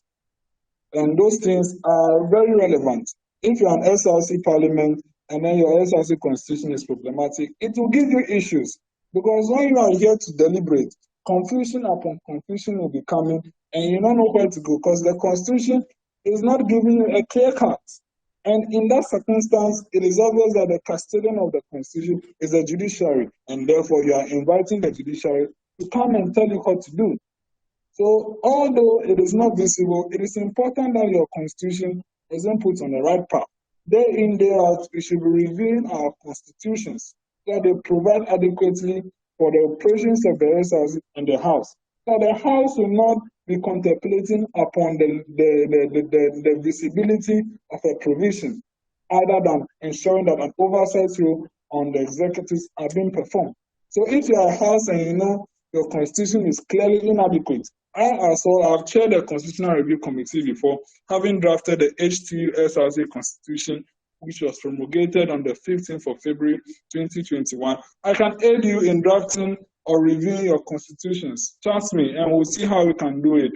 Because if the Constitution is not providing adequately for the functionality of the SRC, the House will suffer. Because at the end, the issues are brought to the House for decision to be made. And so far as the law is inadequate, you have issues. Now, in the case that your constitution is clearly inadequate and you have not passed any law to complement it, then we have what we call conventions. As I said, conventions are practices of the House that are not written. They would have to come and complement the loopholes that the Constitution and your laws have failed to fill, and also with respect to your standing orders. So the conventional practices, now that is where the issue is. The conventions differs from parliament to parliament. As my secretary equally stated, sometimes we do come around and then we have deliberations upon the legitimacy of this particular procedure. I bring my take, he brings his take, and then we realize, the law is even defective. That is convention. because he attended KNST, I also attended although I attended Whole Technical University, I did my top up at KNST, of which I even served as NUGS rep. So at the end, because he was at KNST and he spent a lot of time there, and then I was at Whole Technical University, we had different appreciation of conventions of our democratic political area. And then due to that, it brought a little bit of distinction. Yes, all we know is that we cannot have the same conventions, understandable. But the fact is that there must be some consistency in some of the practices. Now, clearly stated in the standing orders of Parliament of Ghana is that the Speaker must read prayers prior or at the beginning of proceedings. But it amazes you that you go to some parliaments and then yes, someone else is praying. I'm not saying that is wrong, because even if you go to the Congress of the United States of America, the Speaker does not pray. It is a chaplain of the House that prays at the starting of each sitting. Yes, but in Ghana, the practice that we have all adopted for our national parliament is the Speaker praying. So if you are trying to mimic our national structures, why should you deviate from that and be doing something else? You get it? So per convention, I think it is right that we follow what Parliament of Ghana does. Yes, understandably, not all that they do will suit us, but there are some standards that we ought to ensure. Madam Moderator, I'm handling the entire topic, so you have to add at least some 20 minutes to me so that I can catch up. As a matter of fact, we cannot finish talking about all the things today. That is why we'll have further engagements with you. Now, moving to the next thing is that I spoke about respect for the structures. You see, the laws become laws when they are respected. But it will amaze you that the SRC Parliament will reach a resolution today that this person be taken out of office, and members will go around ranting about insulting the entire parliamentary structure without following the structures. As the law is very clear on what to do. Your inability to respect the laws, you are affecting the efficiency of the student legislature. You see, this thing that we are doing at the SRC, that is how Ghana is being governed. The same way you come, you sit down, the ayes have it, the nays have it, you put the question, and then a resolution is read. That is how Parliament of Ghana acts, and that is how the entire country is being governed. It is not any different. So if you are failing at the student level to do this right, when you get to the Republic of Ghana to serve in a state office, what do you think you are going to do? So the respect for the structures and the laws is very eminent in ensuring the efficient running of student legislatures. And I want to call on you all to respect the rules of the House, the rulings of the Speaker, the resolutions of the House. For God's sake, when the SRC Parliament has reached a resolution that this be done, go and do it. That is a resolution of the House.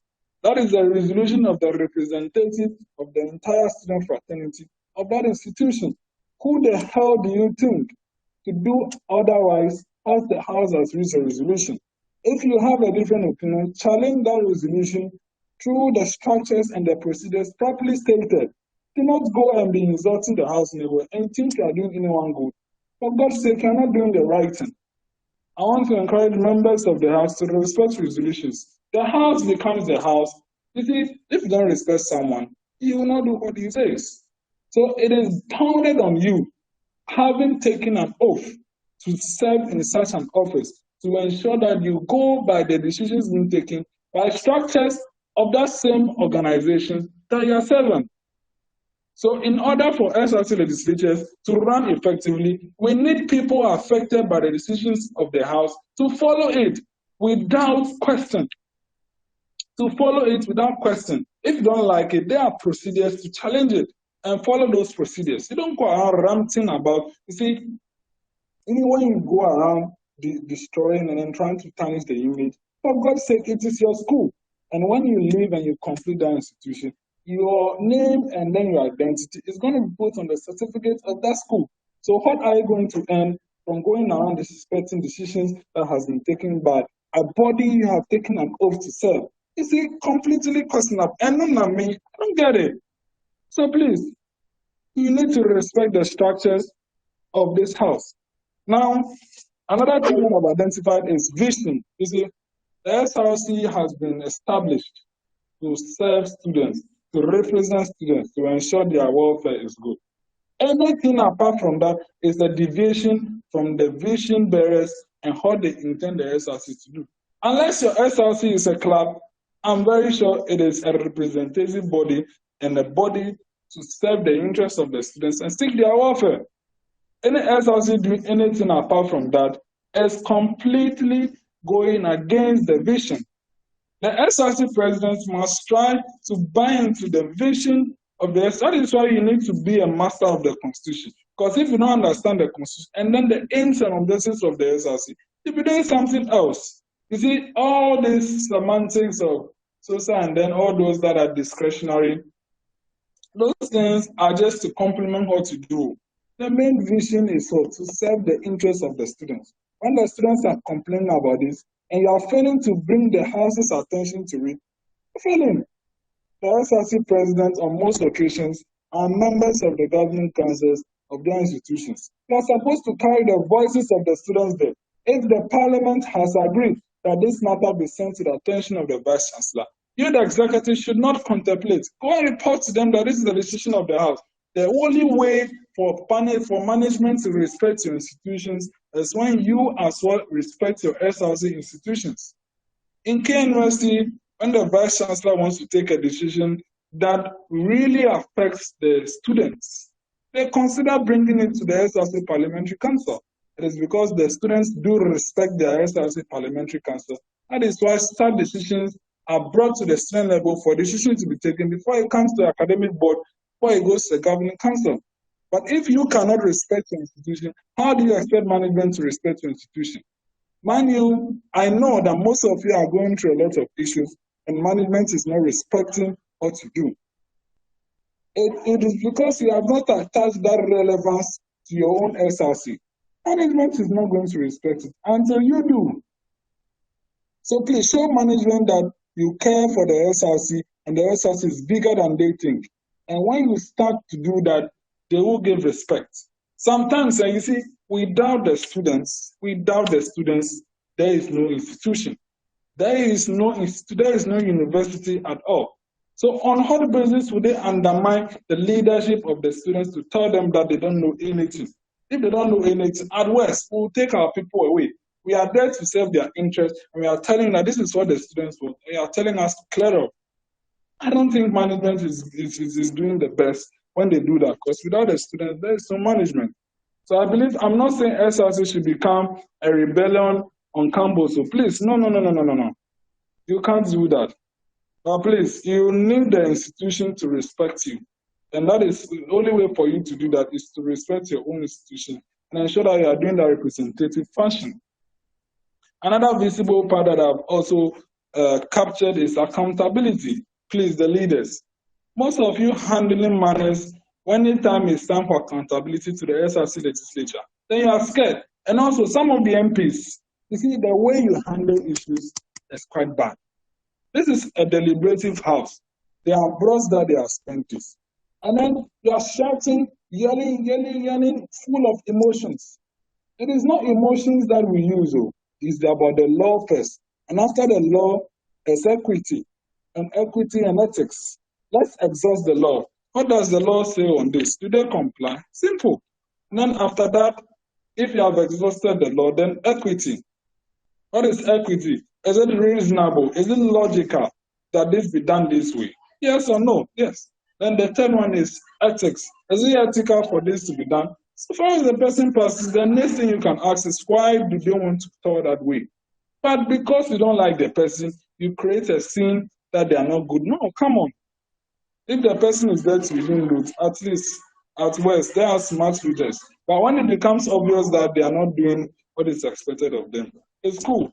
But you still don't need to yell and then all those. For God's sake, that is why the speaker is there to ensure order. It's very simple. Before the SRC president is not doing this work, move a motion that the SRC president be summoned to appear before the House. And then you can equally question. But don't come around with a lot of emotions. But mind you, in Ghana, the president of Ghana only comes to parliament at specific occasions. But it does not mean the students should also be done like that. So the best thing you do is that you invite the SRC president to come and answer curiosities of the house. And you come then answer, but please don't disrespect them. Because at the end, it is your SRC president, that is the leader you have chosen. So please, I want to encourage accountability. Leaders, be accountable to your house. If you don't hide anything from them, they have no reason to penalize you. But if you keep on hiding things, your MPs will become so wild against you.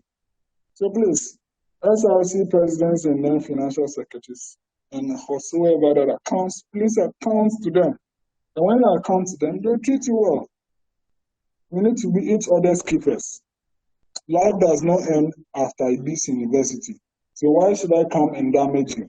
Why should I do that? Life does not end after this university. We are all doing this for the greater good, that we ensure that the students enjoy our leadership. Are you getting it?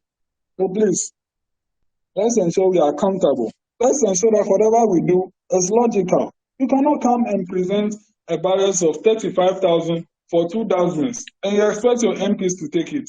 Is your brain not telling you that obviously that is clearly thievery, daylight thievery? Is it not obvious that you are telling them that just to do a summer hat is going to cost the SRC 500,000 Ghana cedis? And you think it's logical? That is obvious that you are thieving.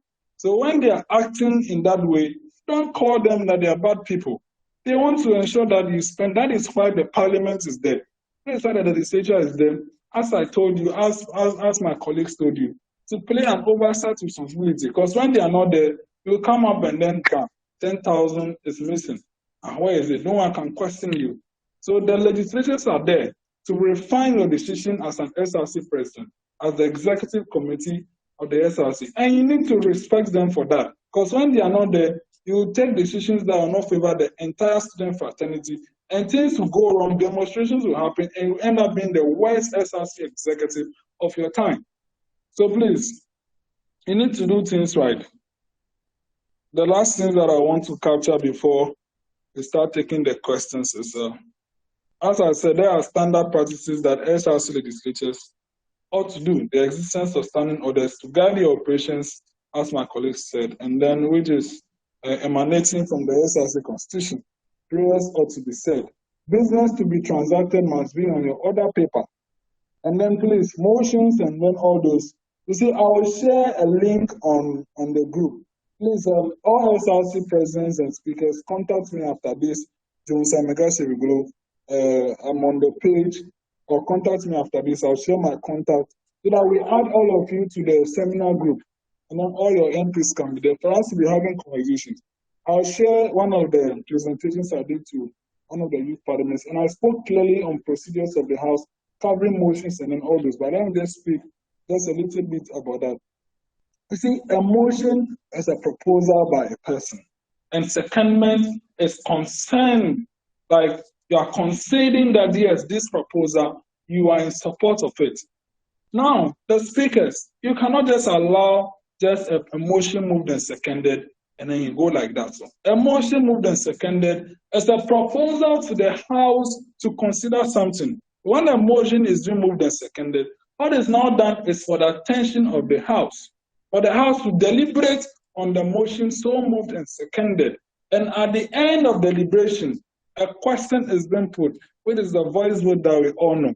A question is being put just as this. Honourable members, motion moved and seconded. I now put a question to the House on this motion.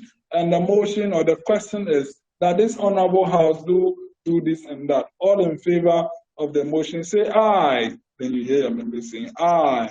Not in favour, say nay. Then you hear your members saying nay. The ayes have it, the motion carries. When the motion is moved and seconded, without the question being put, the House has not reached a decision. It's just two people telling the House what to do. It bounds on the speaker to ensure that it becomes the decision of the House. But to tell you, without a motion moved and seconded, the speaker can rule on a matter or can make directions. That is why you hear Right Honourable Alban Bagbin saying sometimes, I so direct that this and this be done, because no motion has been moved and a determination ought to be reached. So the speaker can rule or direct. My ruling is that this and this be done. Honourable member, you are out of order. It's basically a decision of the House. The Speaker's ruling becomes precedence of things in the House. So rulings of the Speaker is basically law when it comes to parliamentary procedures. So please take note of that. I will share that video as well, and you all watch, and then you get an insight on the in-depth practices of parliaments. Man, you will have another engagement again, and then we'll have conversations on the page. So right after the question and answers, we'll share our contacts with you, and then we'll ensure that you're all added to the page. The USAG General Secretary as well has our contact. He's an administrator. So if you contact him, you add your speaker or president, and then they'll add it to our seminar page. Now, the few points: contempt of the House. When you are being identified as having been in contempt of the House, it means you are lying. Basically, there are lots of contempts. Some of them consist of lying to the House, presenting false witness, false evidence, and then all those disrespect of rulings of the House and resolutions being taken by the House. Please ensure that you are not in contempt of the House. When you fail to do these things, the House cannot run effectively.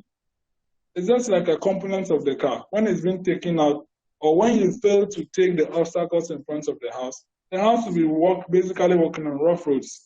So we need you to comply with some of these things so that the House can effectively run. And then ensure that, I'm very sure it's popularly known, but the interventional signs, you apply them. Please make your interventional signs very clear for the speaker to see. Some of you, when you want to do these interventions, then you are covering it, and the speaker cannot really see.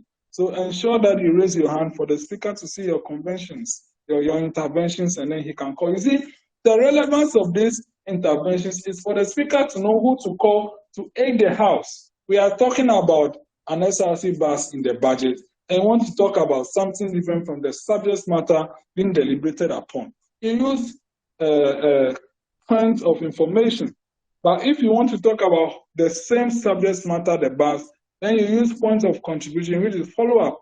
Then the speaker knows that you are coming to talk about the same thing we are talking about. He would prefer to call you to speak than someone who is coming to talk about something else within the budget. You see, sometimes the speaker, you guys end up confusing the speaker because we're all talking about the bus. Then at the end of someone calls, someone wants to speak, and then he's talking about something different again in the budget. Then that is basically two subject matters being deliberated upon. Then you end up calling someone else who is talking about something different in the budget, making it three subject matters to be discussed at the same time. It doesn't help deliberations in the House. That is why we as speakers, we need the interventional sense for us to identify what you want to talk about without telling us what you want to say. The interventional sense will help us know. That is why when you start speaking and then you are not talking about the subject matter, he tells you to resume your seat because it doesn't help debates when there are too many subject matters on floor. It does not help debate. It does not help debate at all. It is quite retrogressive. It is quite a pain in the flesh of the speaker when there are so many subject matters. When a subject matter is being raised on floor, we need a conclusion to be reached on that subject matter. Before we continue, the thing is step by step, it is progressive. So it becomes retrogressive when there are lots of subject matters reached, and we are unable to reach conclusions on each of them. That is why sometimes you just tell you well noted, so the records will capture it and then it will be addressed differently. So please, some of you should know that this is how you do it. And when the speaker does not call you, it doesn't mean he doesn't want you. See, some of you get so pissed off when the speaker is not calling you. You see, the eye of a speaker is different to my people. When you are seated among the MPs, you have an independent, you have a personal eye. But someone who is sharing is having a general view of the entire situation. And what does he want? He wants things to go on well. Sometimes we have it as a rule as a speaker to ensure that those who speak less are given the opportunity. So when you are speaking more, it's not like he doesn't want you to speak, but he wants to give more opportunity to others. You, the loud ones, when they are always given opportunity to you, will be bullying the others. And if the speaker doesn't know the law, you end up bullying them. So please, the interventional signs are relevant. The speaker at any time is whoever catches the speaker's eye that he calls. So if the speaker is not calling you, perhaps you are not even being of good behavior or not in good standing. You are not catching his eye, he will not call you.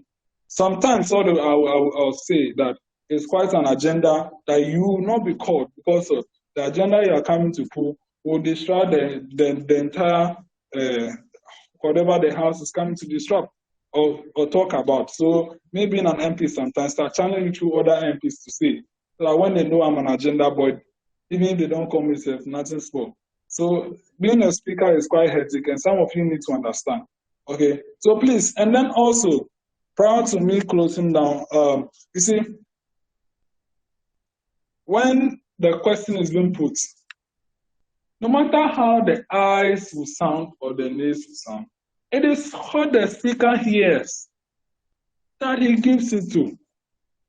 So sometimes you realize that yes, the nays had it. And if the speaker says the ayes have it, please, the speaker is not wrong. Let me put it on record. They said the speaker gives the results of what he has heard. It doesn't mean the speaker is wrong, having given it to the ayes whilst the nays clearly have it. It's a very simple procedure. You just draw the attention of the House, of the speaker, that Mr. Speaker, although you have given the votes to the ayes, I believe the nays have it. I therefore call for another vote on the same matter. Then the speaker will reconsider it, and then we'll put the question again. It is not on you to start insulting the speaker that the speaker is being impartial. No. He gives he gives it to who he has heard. They are not in his ear. And he tells you that the ayes have it, they are saying the speaker is wrong. No, for God, that's why we call him a right honorable speaker. The speaker is always right. He is basically the wisest man over there. So there are procedures. If you are still not convinced after the second question being put, that is not the actual decision of the House, you can call for a division or a head count. The agenda boys they have proposed it that this budget that we are coming to disapprove regardless of how good. Those are agenda boys. And you all know, even Parliament of Ghana, the agenda boys did it. So those are the agenda boys. So please, just notice. So when you believe that the result the speaker has written is not the actual result, you call for another vote or head count or secret balloting or division. Don't insult the speaker. Okay. So, honorable members, now in concluding, I want to say that it is not shouting or unnecessary applause that shows how serious you are. Some people stand up to speak and then it's just non-further they are saying. It's just complete nonsense, unrelated to what we are talking about. And as a speaker, I pisses you off. That is why when you are speaking trash, we tell you, honorable member, resume your seat. Honorable member, in conclusion, you see, when you are coming to speak and then the speaker is trying to cut you short, he's trying to manage the time. So the people who will talk about unnecessary things, it tells them to resume their seat. The ones who are talking sense, but they don't want to close the docket, they tell you what, in conclusion. There are some members, and you call them to speak, they will only be beating around the bush, they will not even talk about the decision. We want solutions. So those agenda boys who are not agenda, those MPs who are there who don't like hitting who don't like going to, they don't want to hit their point, they'll be beating around. When Mr. Speaker is equally bullying you, one member sit down, you understand that you are not being of good conduct. I beg you. The last point I want to say is that we need decorum. A house that is noisy, business will be disrupted. Proceedings are ongoing and members are having meeting within meeting. They are there talking loud. They are disrupting the house.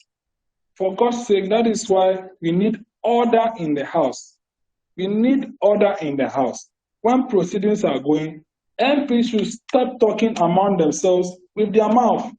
For God's sake, we are in the technological era. Can't you WhatsApp your colleague or send him SMS so that you keep the place quiet? Proceedings are ongoing and members are chatting, making noise, and the entire proceedings become so rowdy. Please use your phones. Send your agendas and then your discussions through your WhatsApp phones and then all those. So there can be decorum in the house. And I believe all this will promote accountability and transparency to the students. Honorable members, Mr. President, Presidents, speakers, members of the House, Chief Justice. Thank you very much for the opportunity. And I now relay to the moderator for the question and answer session to start. Thank you. Thank you so much, Honorable Amegashie.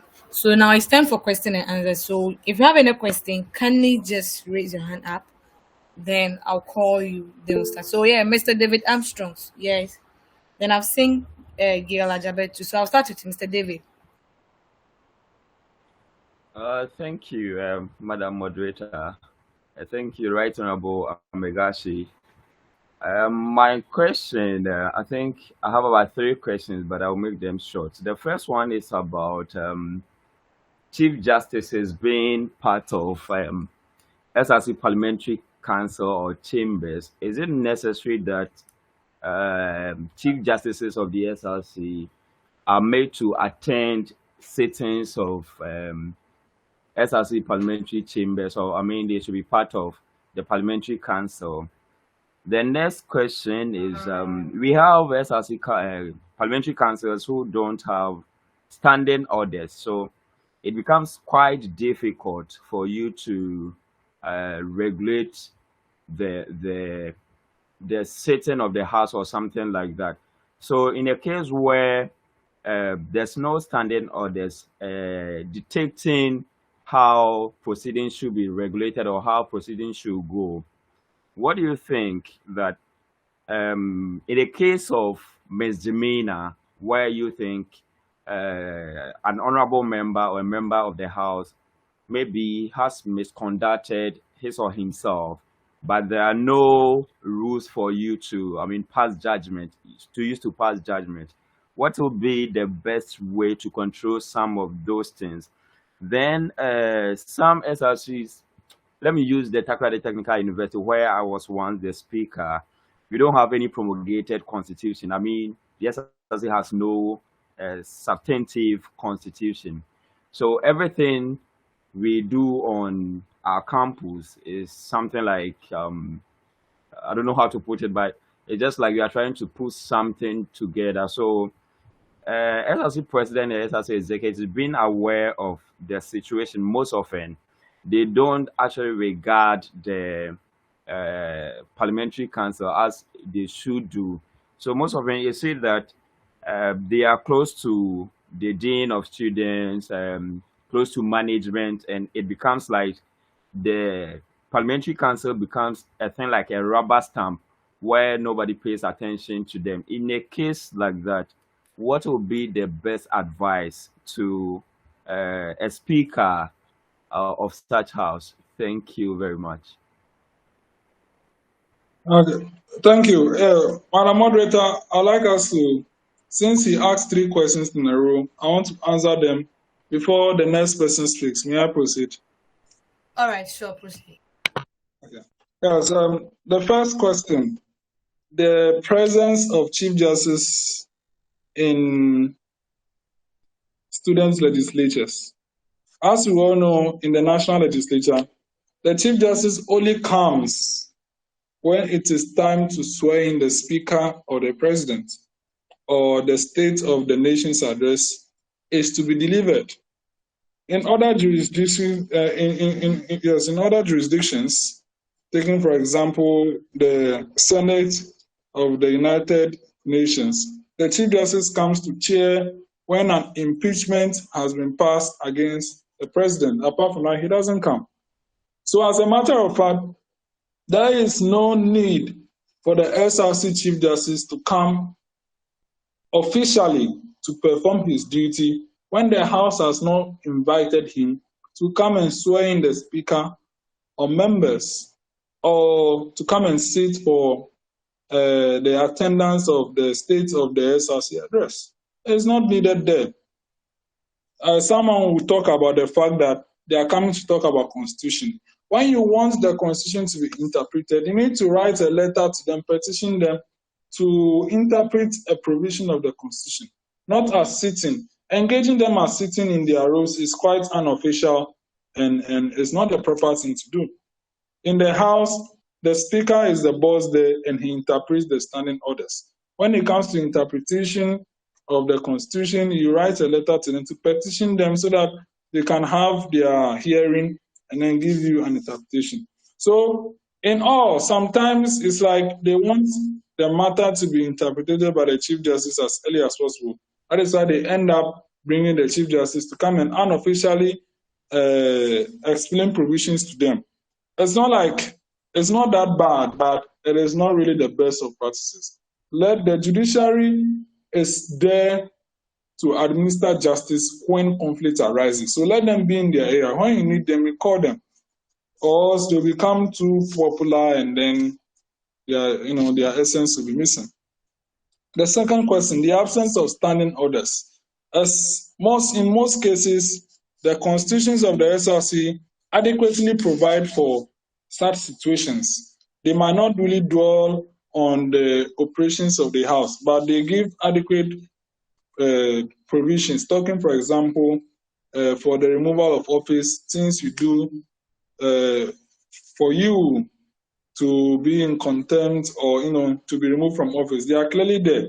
So when a member is found guilty of that, you, the speaker, can just refer to that having been found, not that you declare the person having been found, but it guides you.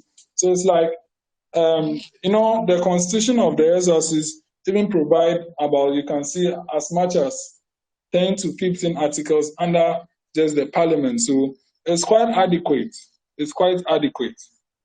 But in the case where you want in-depth directions and procedures for the functionality of the SRC legislature, then you go and then you get standing orders to aid in running the House, because it talks clearly on matters with respect to the House.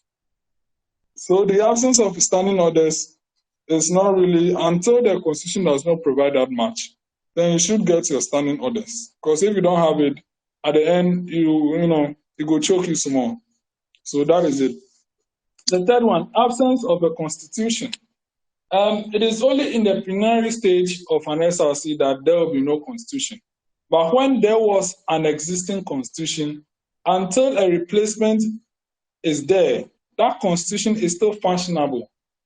But let me talk about the case of HTU SRC. In the case of HTU SRC, the constitution was there for 25 years and it was basically becoming obsolete. The provisions were not working anymore because of, as of the time it was drafted and promulgated, and to now, a lot has changed. So the constitution was not working. So how we did was that the SRC General Assembly then, before it changed to Parliamentary Council and now Parliament, started passing bylaws to complement the obsolete constitution. And that is what you have to do.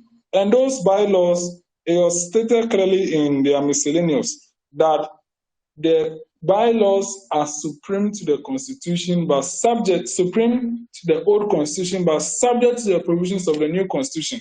So the bylaws were special bylaws to provide for what? Should I say the obsolete status and then the loopholes that the old constitution is unable to provide for. So in the case of HTSRC, they had General Assembly of which they amended it that the president to become the chairman of the General Assembly instead of the original provision was that an independent person, but they changed it to the president and it was not really working well. So a bylaw was passed on condition that even as of the time that the bylaw was passed, the new constitution drafting has already started. So at the end, we are certain that in about a year, the new constitution comes. So the bylaw was just an interim provision to give essence to the SRC parliament so that it shall function well. And what really aided that was that the people respected the bylaw and it adequately provided for what we wanted. So that is it. Thank you very much. Thank you so much, Right Honorable Viglo. Then I'll go with Honorable Ajaben. Then Nana Kwesi will follow. Thank you. Okay, thank you very much, Madam Moderator, and thank you very much, Right Honorable. I think I'm a bit confused about something that Honorable said. I stand to be corrected here, but I think he said that with the parliament, there's no need for minority and majority side. Okay, so for my campus, we have the majority, which is the class reps and class reps, yes, and then the minority is the association heads and other groupings and association heads. Okay, and so we have a majority leader, a deputy majority leader, and then same for the minority, and then we have the whip for both sides. So when he said that, I was a bit confused because then I don't know if we are in right standing. So my question is that for us, the way we are the way our parliament is it the right thing, or we have to change it? Because currently I'm the minority leader for my campus, and so I'm a bit confused. So please, can I get a bit of clarification to this? Because based on how my campus is, that is how we are, and that's how the setting is. So Okay, girl, which institution? Pentecost University, please. Okay, now you see the issue about identifying majority and minority in SRC parliaments is that they are trying to tell us that the people in the majority caucus are on the side of the executive and the president. You see, they are trying to tell us that the people who have been identified to be part of the majority caucus are on the side of the president's party. So therefore, they will always bid for the president and will always work in favor of the president. They are trying to tell us that what the people on the side of the minority are from the opposition. Therefore, they are more of scrutiny, and then they will scarcely bid for, or they are always against the president. But I'm not sure that is the mind I want to create.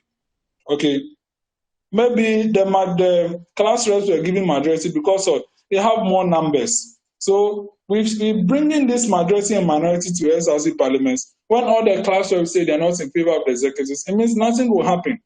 They are making the class reps stronger. You are making them a stronger weapon.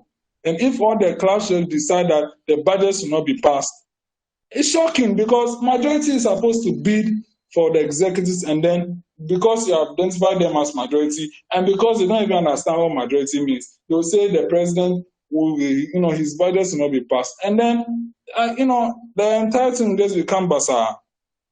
So that is why I'm saying that we need to stop identifying majority and minority in SRC parliaments, because at the end, obviously, the people in the majority caucus were not elected on the same party ticket as the SRC president. There are people of independent mind who have the privilege to serve in SRC parliaments, although they might be in the biggest caucus. But let us not identify them as majority caucus, because they will not always bid for the president. And it will shock you that the people from the said minority will end up bidding for the president, which are what? Those of the association president. So let me alone. Let's do away with the terminology majority and minority. We can call them class rep caucus, and then the class rep caucus has a leader of class rep caucus, then leader of association caucus, so that the issue of minority and majority will not be seen there. Okay, so that is my bid. Let us do away with the majority and minority and call the caucuses by what identifies them. Class rep caucus, this thing caucus, that thing caucus, and I think it will help. Thank you very much. All right, thank you so much, Honorable Viglo. Then we'll go with Nana Kwesijan. Then Benjamin Boate will come. Then I think David Armstrong again. Oh, okay. Yeah, I was thinking the ones who follow up. Madam Moderator, I was thinking the people who ask the question, they have follow-up. We could answer the follow-up so that we can sort them out before we go to any other person. Because we need to sort out their curiosity. All right. Yes. So Ajabe. Yes, please.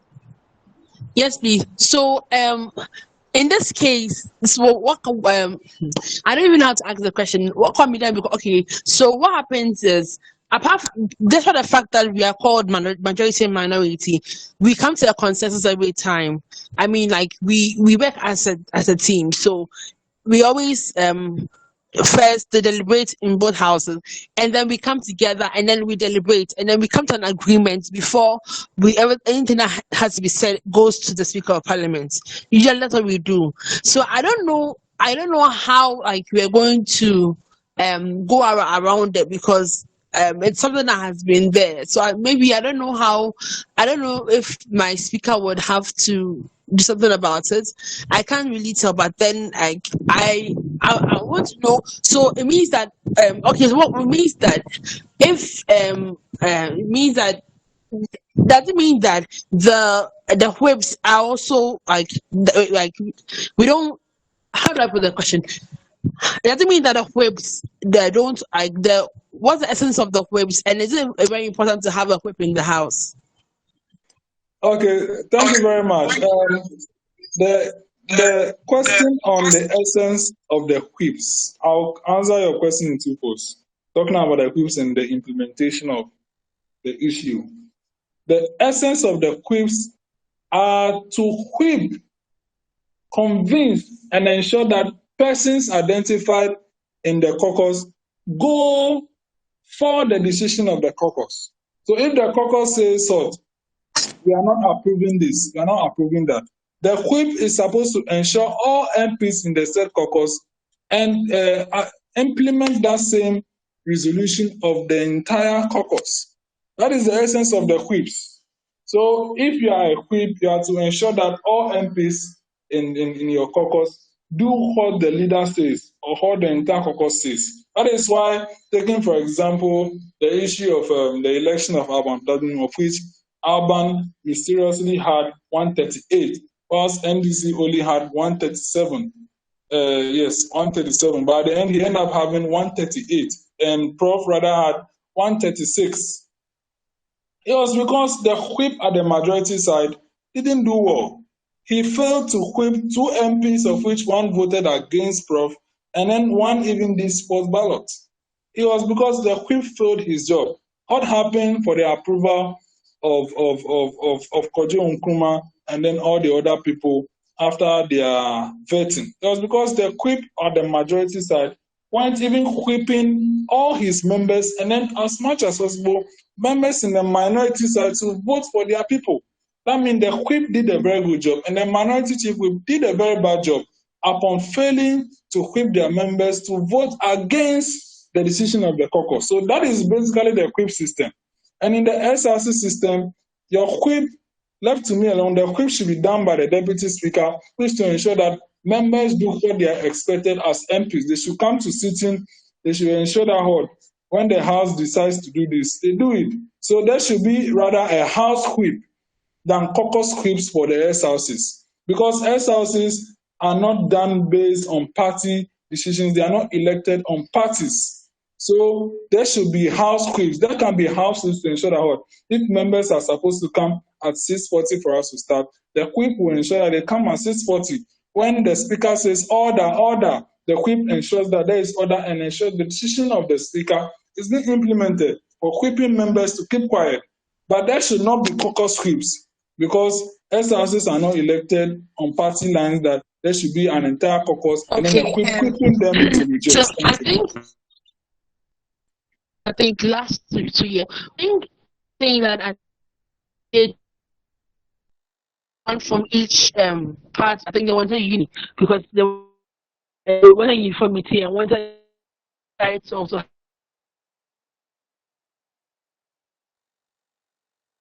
For the entire, and if so, for us, speaker is appointed.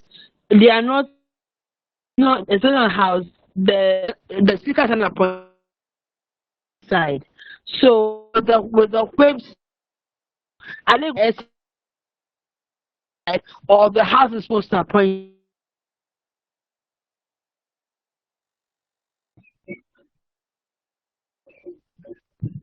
Okay. I think this will be the last follow-up from. This will be the last follow-up from you. I think we can have further deliberations of the seminar so that I can give you best clarity. But left to me alone, if the speaker is appointed, the House can we can give the opportunity to the speaker to appoint a house Sorry, whip my network now. so that he can feed them to do what they want to do.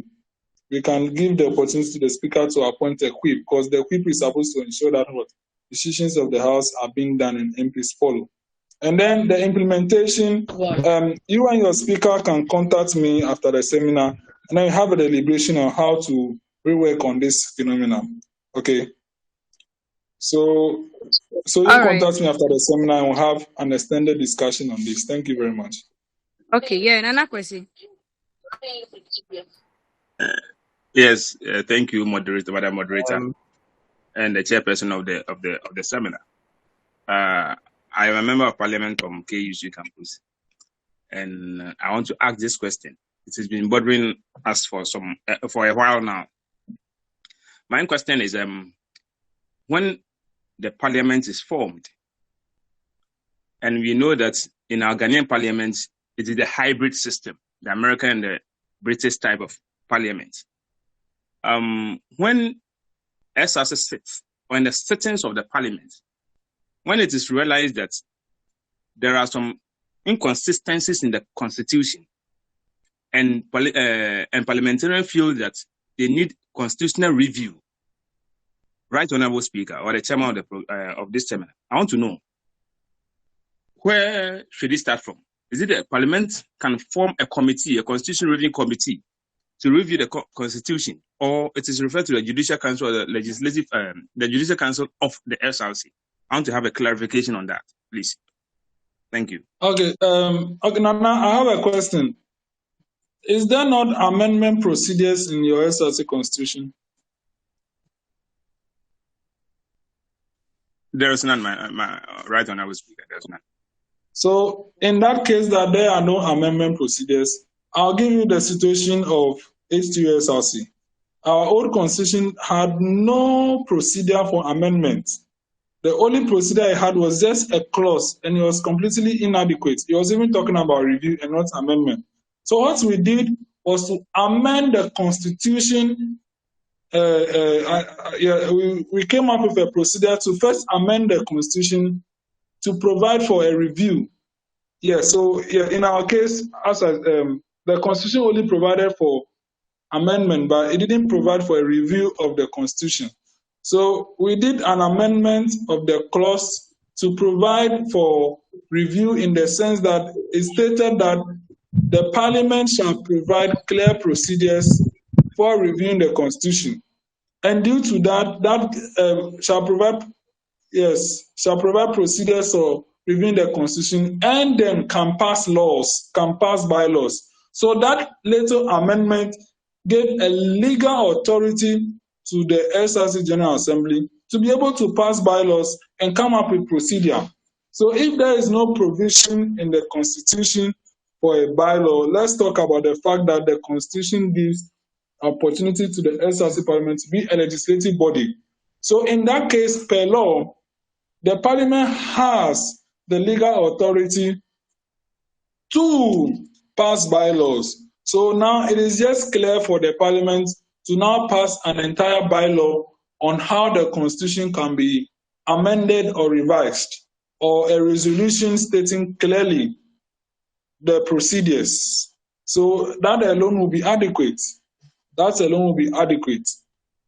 Okay, if you are not convinced, you will take my number, and then we'll have deliberations after the sitting for me to clarify on the point, and I can equally help you, and then we work on the amendments. Thank you, Right Honorable Speaker. Thank you so much, Chairman. Okay, Ajaben, please, do you have any question? If you don't have, then I'll kindly plead the hands should be up, so that down.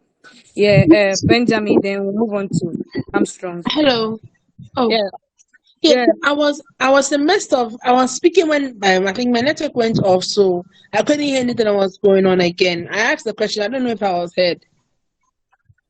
Yes, girl. Yes, please. Yes, girl. I said engage me. I want us to engage after the seminar, and I guide you and sort out all your curiosities. Yes. Thank you very much. Yes. So please, are you part of the group? Are you part of the seminar group? Yes, please. Yes. I'll identify myself after the seminar, and then we have further deliberations on how to resolve the issues coming up from campus. Yes, please. Thank you very much.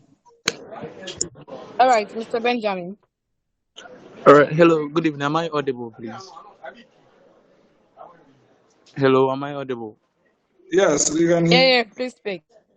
All right. So this is Benjamin, University of Ghana, UGPH Parliament House. I joined late and I heard the Honorable Speaker, I think Viglo, giving a submission as to regards minority and majority caucus in Parliament. So I wanted to ask, because in our house, for instance, we have the minority and the majority aspect in our house where we are able to deliberate and debate on certain issues to draw a conclusion. So when we debate on a certain motion, we are able to generate varieties of ideas since we have an opposing part and the supporting part. We are able to draw more uh, issues. We are able to come up with varieties of ideas that's going to help on that particular motion. But when I joined, I heard that the speaker was actually talking against the fact that if we have this minority and majority caucus something in the house, it's going to create an impression that these people are here to oppose any agenda of the SRC or something like that. I wanted to know that. So my school, for example, UGPH, are we to dissolve this minority and the majority something that is good, that is helping us actually generate ideas and other things that we send submissions to the house, the main house. I don't know if my question is Okay. clear. Yeah, I got you clear. Please let me put this on record that I stated clearly that for SRC legislatures, your chamber is not an SRC legislature. It's the Student Parliament House Initiative under the Public Affairs Directorate. So you are not under the SRC. You don't respond to the SRC. You are not responsible to the SRC. The SRC president is not responsible to your chamber. So your dynamics is totally different from the SRC parliaments. For student parliament houses, these structures need to exist for the functionality, for the house to function. So for all the student parliament houses, they need to have majority and minority, of which we know that you are not even put there on party basis. It's when you come, they give you a caucus. So for that particular one, the whip system makes sense. The majority and minority makes sense because at the end, you are not responsible to any SRC. The SRC president will not bring a budget to your house to debate or anything. So in that case, in order for the functionality to be seen, the whip system is relevant, the caucus majority and minority system is relevant. So there will be no dissolution of whatsoever. All right. Honorable Benjamin, do you have a follow-up? Then Mr. David Armstrong. Yes, please. Thank you. Right, Honorable. I think the answer to my last question is either the question wasn't clear or something. I was talking about a situation where there's no constitution. I mean, there's no promulgated or substantive constitution of the SRC where the parliamentary council kind of have no powers or something. So it has been like the SRC president, in a way, get closer to management and dean of students and try to undermine the existence of the parliamentary council, because there are cases that we can have a whole academic year that you have parliamentary council having two sittings, maybe one by the end of the semester where SRC executives have made spendings already. They come there just to present what they spent in a way of, I mean, doing something to represent something. When you try to press them, it looks like you don't even have the laws to back you. When you move to the people that you think they are in higher authority, that they will help you to manage some of those issues, they are already in alliance with this execom. So it becomes difficult for you to actually live up to your mandate or actually perform your functions very well. So I was asking that in a situation like this, what do you think is the best advice for a speaker or a member of such house? Oh, okay. I have a question. You stated that there is no substantive SRC constitution, Absolutely. right? Yes. So, if I may ask, on what legal basis are the executives even elected? So Are they elected on convention or what? that has been the point. Most often, the university statute gives I think it has that provision that the SRC will have representative and all those ones. I think it gives some small details about how the elections should be conducted and all those ones. So when you try to press even management, they tell you they are conducting the election or they are having some of those things done per the statute of the university, not the SRC constitution. Okay. Usually, statutes of the university has quite vague provisions on the SRC. Most statutes says refer to the SRC constitution for provisions on their operations. Taking, for example, the statutes of polytechnic universities states the only thing it says about SRC is that the SRC shall be guided by their own constitution, so promulgated by the academic board. So the only thing that provides more is the handbook. It talks about the number of executives and then General Assembly. But apart from that, there is no clear procedure. So if the executives want to disrespect the House, once they themselves do not have any adequate provision, they cannot act completely on their discretion. Because if you want to really look at where their provision is and their mandate, it's nowhere to be found. So the entire SRC executives are running on convention, and so has the House. So this is a very clear identifier problem. If they want to mafia the House can equally decide that they don't have any mandate because there is no constitution. So anything that they are doing is illegal until a constitution is being drafted or promulgated. Left to me alone, what we need to do is the executives need to understand that they are operating illegally because there is no provision anywhere stating their procedures. I think you have an interjection. Let's hear your interjection before I continue. Okay, so I wanted you to end, but once I have the opportunity. So I was looking at the point that they know like they are actually performing their duties with some kind of illegality. But these are executives that they don't care about what they are doing. And most often, speakership is by appointment. So these executives actually appoint people closer to them. Let's say, in my case, when I was once the speaker, let's say I was closer to the president.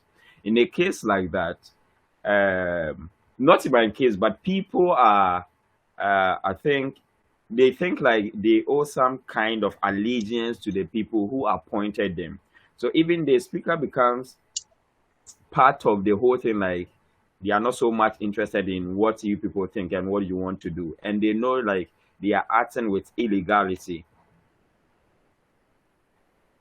Okay. So the solution, if you'd ask me, is that yes, it's clear that they all don't care. But it's just a simple thing to do. The Dean of Students' Office can be petitioned for an urgent constitution or a law to be drafted whilst the constitution is drafted. It's just a simple issue. We can all push an agenda that the I don't care attitude cannot work. They cannot over-exercise discretionary powers. There is no constitution and there needs to be a constitution. We can riot all the students to ensure that constitution is being drafted within the shortest possible time and passed by the House. So you see, for now, if they don't want to listen, we can cause for an attention to come on the matter that there is no constitution, therefore the executive and the entire structures are operating illegally. And you should not just call for that. You should call for a solution that the SRC Parliament should adopt and pass an interim constitution. So a constitution should be drafted that will provide scantily for each of the positions.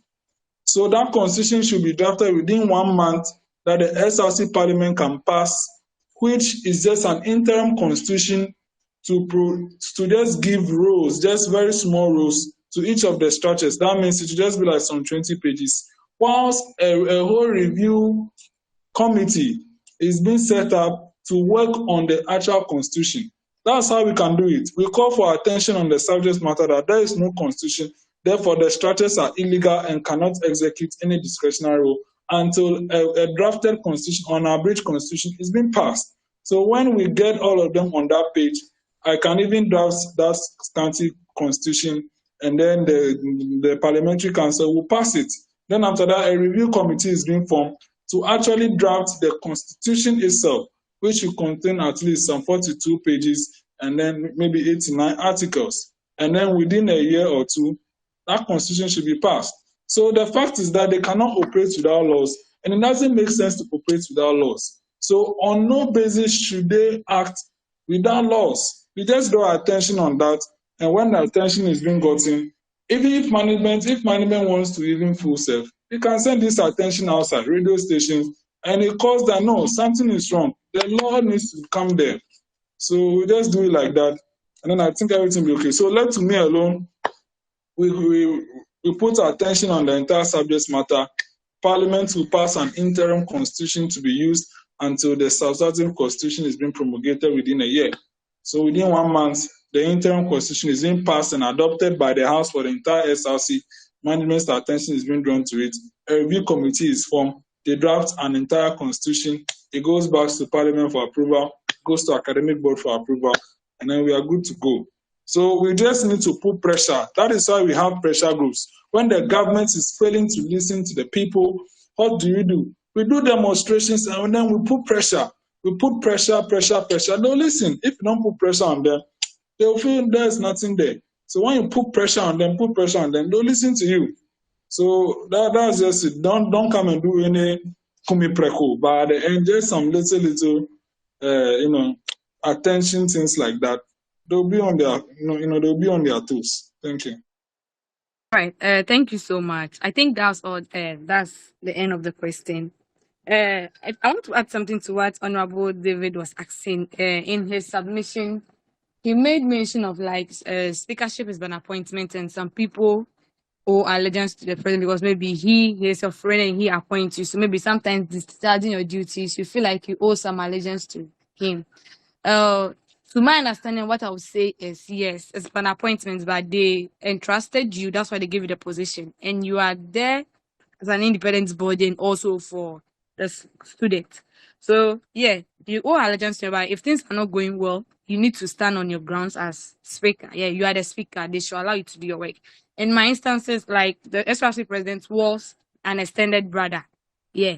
So a lot of things went down in the school, but I always stand my ground and make sure the things spread. Like sometimes I have to cause him. Yeah, but I can't be looking at you appoint me, so let me do this. When the thing goes bad, yeah, as the GA that passed it and it has affected the school. So going forward, most of us is by appointments. We need to speak our ground and also speak for the school as the student body. Thank you. If that's all the question, we'll take the closing remarks from the chairman. If chairman is not here, any of the USAG secretary around executives around can do that for us. Then we'll take the closing prayer.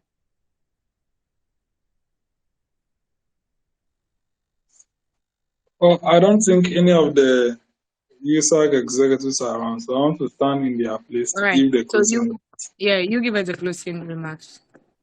Yes, honorable members, presidents, speakers, and members of SRCs and the USAG, on behalf of the entire NEC, National Executive Committee of USAG, and then the leadership and members of the Parliamentary Correspondence Committee, I want to thank you all for participating in the first edition of the seminar on running effective student legislatures. As I said, we'll keep on engaging you after this. There is a seminar group being created. All the SRC presidents and all those who have the numbers of your people will make you administrators, and then you add them. And then you add them to the group. We'll have engagements, and then we can even be, as possible, we'll be sharing information over there. And when next, we'll have the next edition. so that we can sort out these issues. So thank you very much for participating.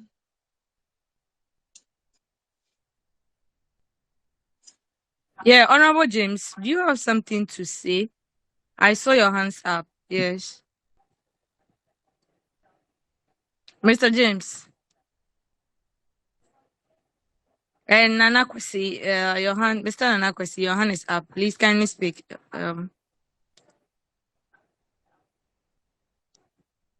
All right. If no one is speaking, then I'll take it as it's I'm a making a point mistake. here. I'm making a point Okay. here. All Yeah. right. So please speak up. I wanted to add up to what Mr. Armstrong made mention. Honorable Armstrong made mention that wherever he is, his SRC, there's a small provisions in the university charter that make provision for the other SRC to operate or to elect some people to lead the students' front. And the right honorable speaker made mention that they're operating on illegality.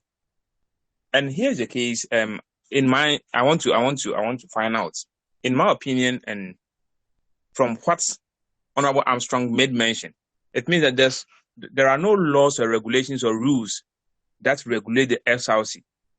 So, in attempt to raise the objection of to raise the query of illegality of the operations of SRC, on which basis are you going to raise it? Because if there are no laws to back your arguments for the illegality operations of the SRC, where do you start from? Because here's the university, private university, they have their charter. So these are processes you have to take or follow to elect your SRC president. Fine, they've elected it, and he's doing his own thing. And from where we are coming from, probably might have been in another university, you know how the system runs a bit. Just as he made mention that he has been a speaker before in certain university. How do you start from? Because before you start an action, you have to be backed by regulations, that is regulations and legislations that is regulating that systems. So if those things are not in place, how do you start? Yes, a simple answer to your question is, even when there are no legislation, what the people want is what you do. There are no laws guiding your operation. And the people say they want a constitution. Would you say because there is no law giving them an opportunity, you not listen to them? You are the SRC president and your people say they want a constitution. On what basis are you going to say that you're not going to listen to them? That's what the people want. And for God's sake, you are the SRC president. You have to listen to them. So it is just a very simple thing. If you think there's no law, the people are there. Is SRC president because of the students. Let's get the students to demand for the constitution. Publish posters. We want a constitution. We want a constitution. They'll listen to you. Just put pressure on them. They'll listen to you. All right. Thank you. Thank Mr. you, sir. James, your hand is up. Can you speak us so that we can close? Yeah, Nana Kwesi, do you have something again to say? No, please, I'm done. Yeah, I'm done. Mr. James, if you don't speak again, then I'll take it as as a mistake. Yeah, something like that. Hello, Yeah, please speak. I believe you all can hear me. Yeah, we can hear you. Please speak.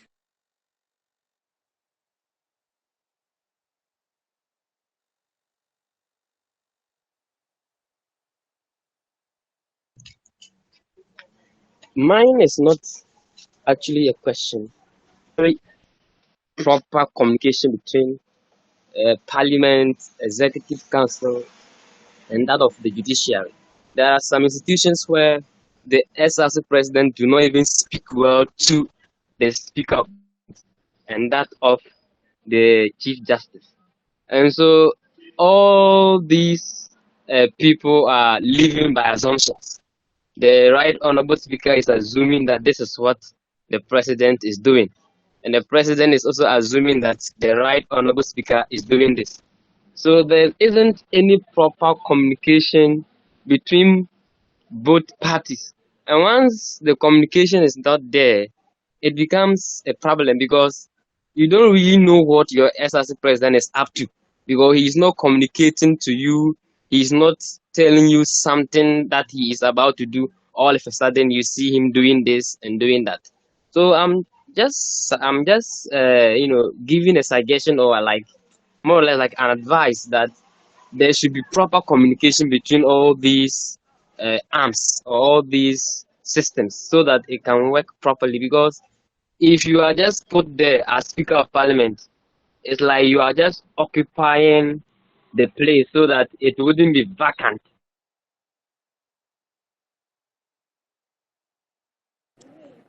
All right, thank you. Nana Kwesi, please, the last one, then we are closing. Thank you. Please, my hand is not up. I haven't raised my hand, please. Then thank you so much. As the closing remarks have been given, we'll be taking the Little closing prayer. submission. If Thank you you have all. anything, the page is there. You can share all your thoughts on the page.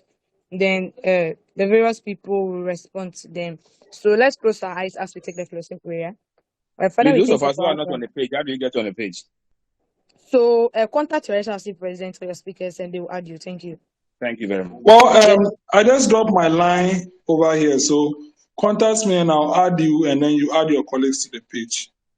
Okay, my line is +233-20-147-6896, and I'll add you and you add your colleagues. Or as well, the USAG General Secretary can equally add you to the page, and then you add your colleagues. Yes, we are praying. We thank you, Father, for how far you brought us. We thank you for having a successful seminar. We thank you for giving us the strength as we are returning to our bed. We pray that may you go with us, guide us, and reveal so many things to us. In Jesus' name we pray. Amen. Amen. So, yeah. All right. Bye, everyone. Amen.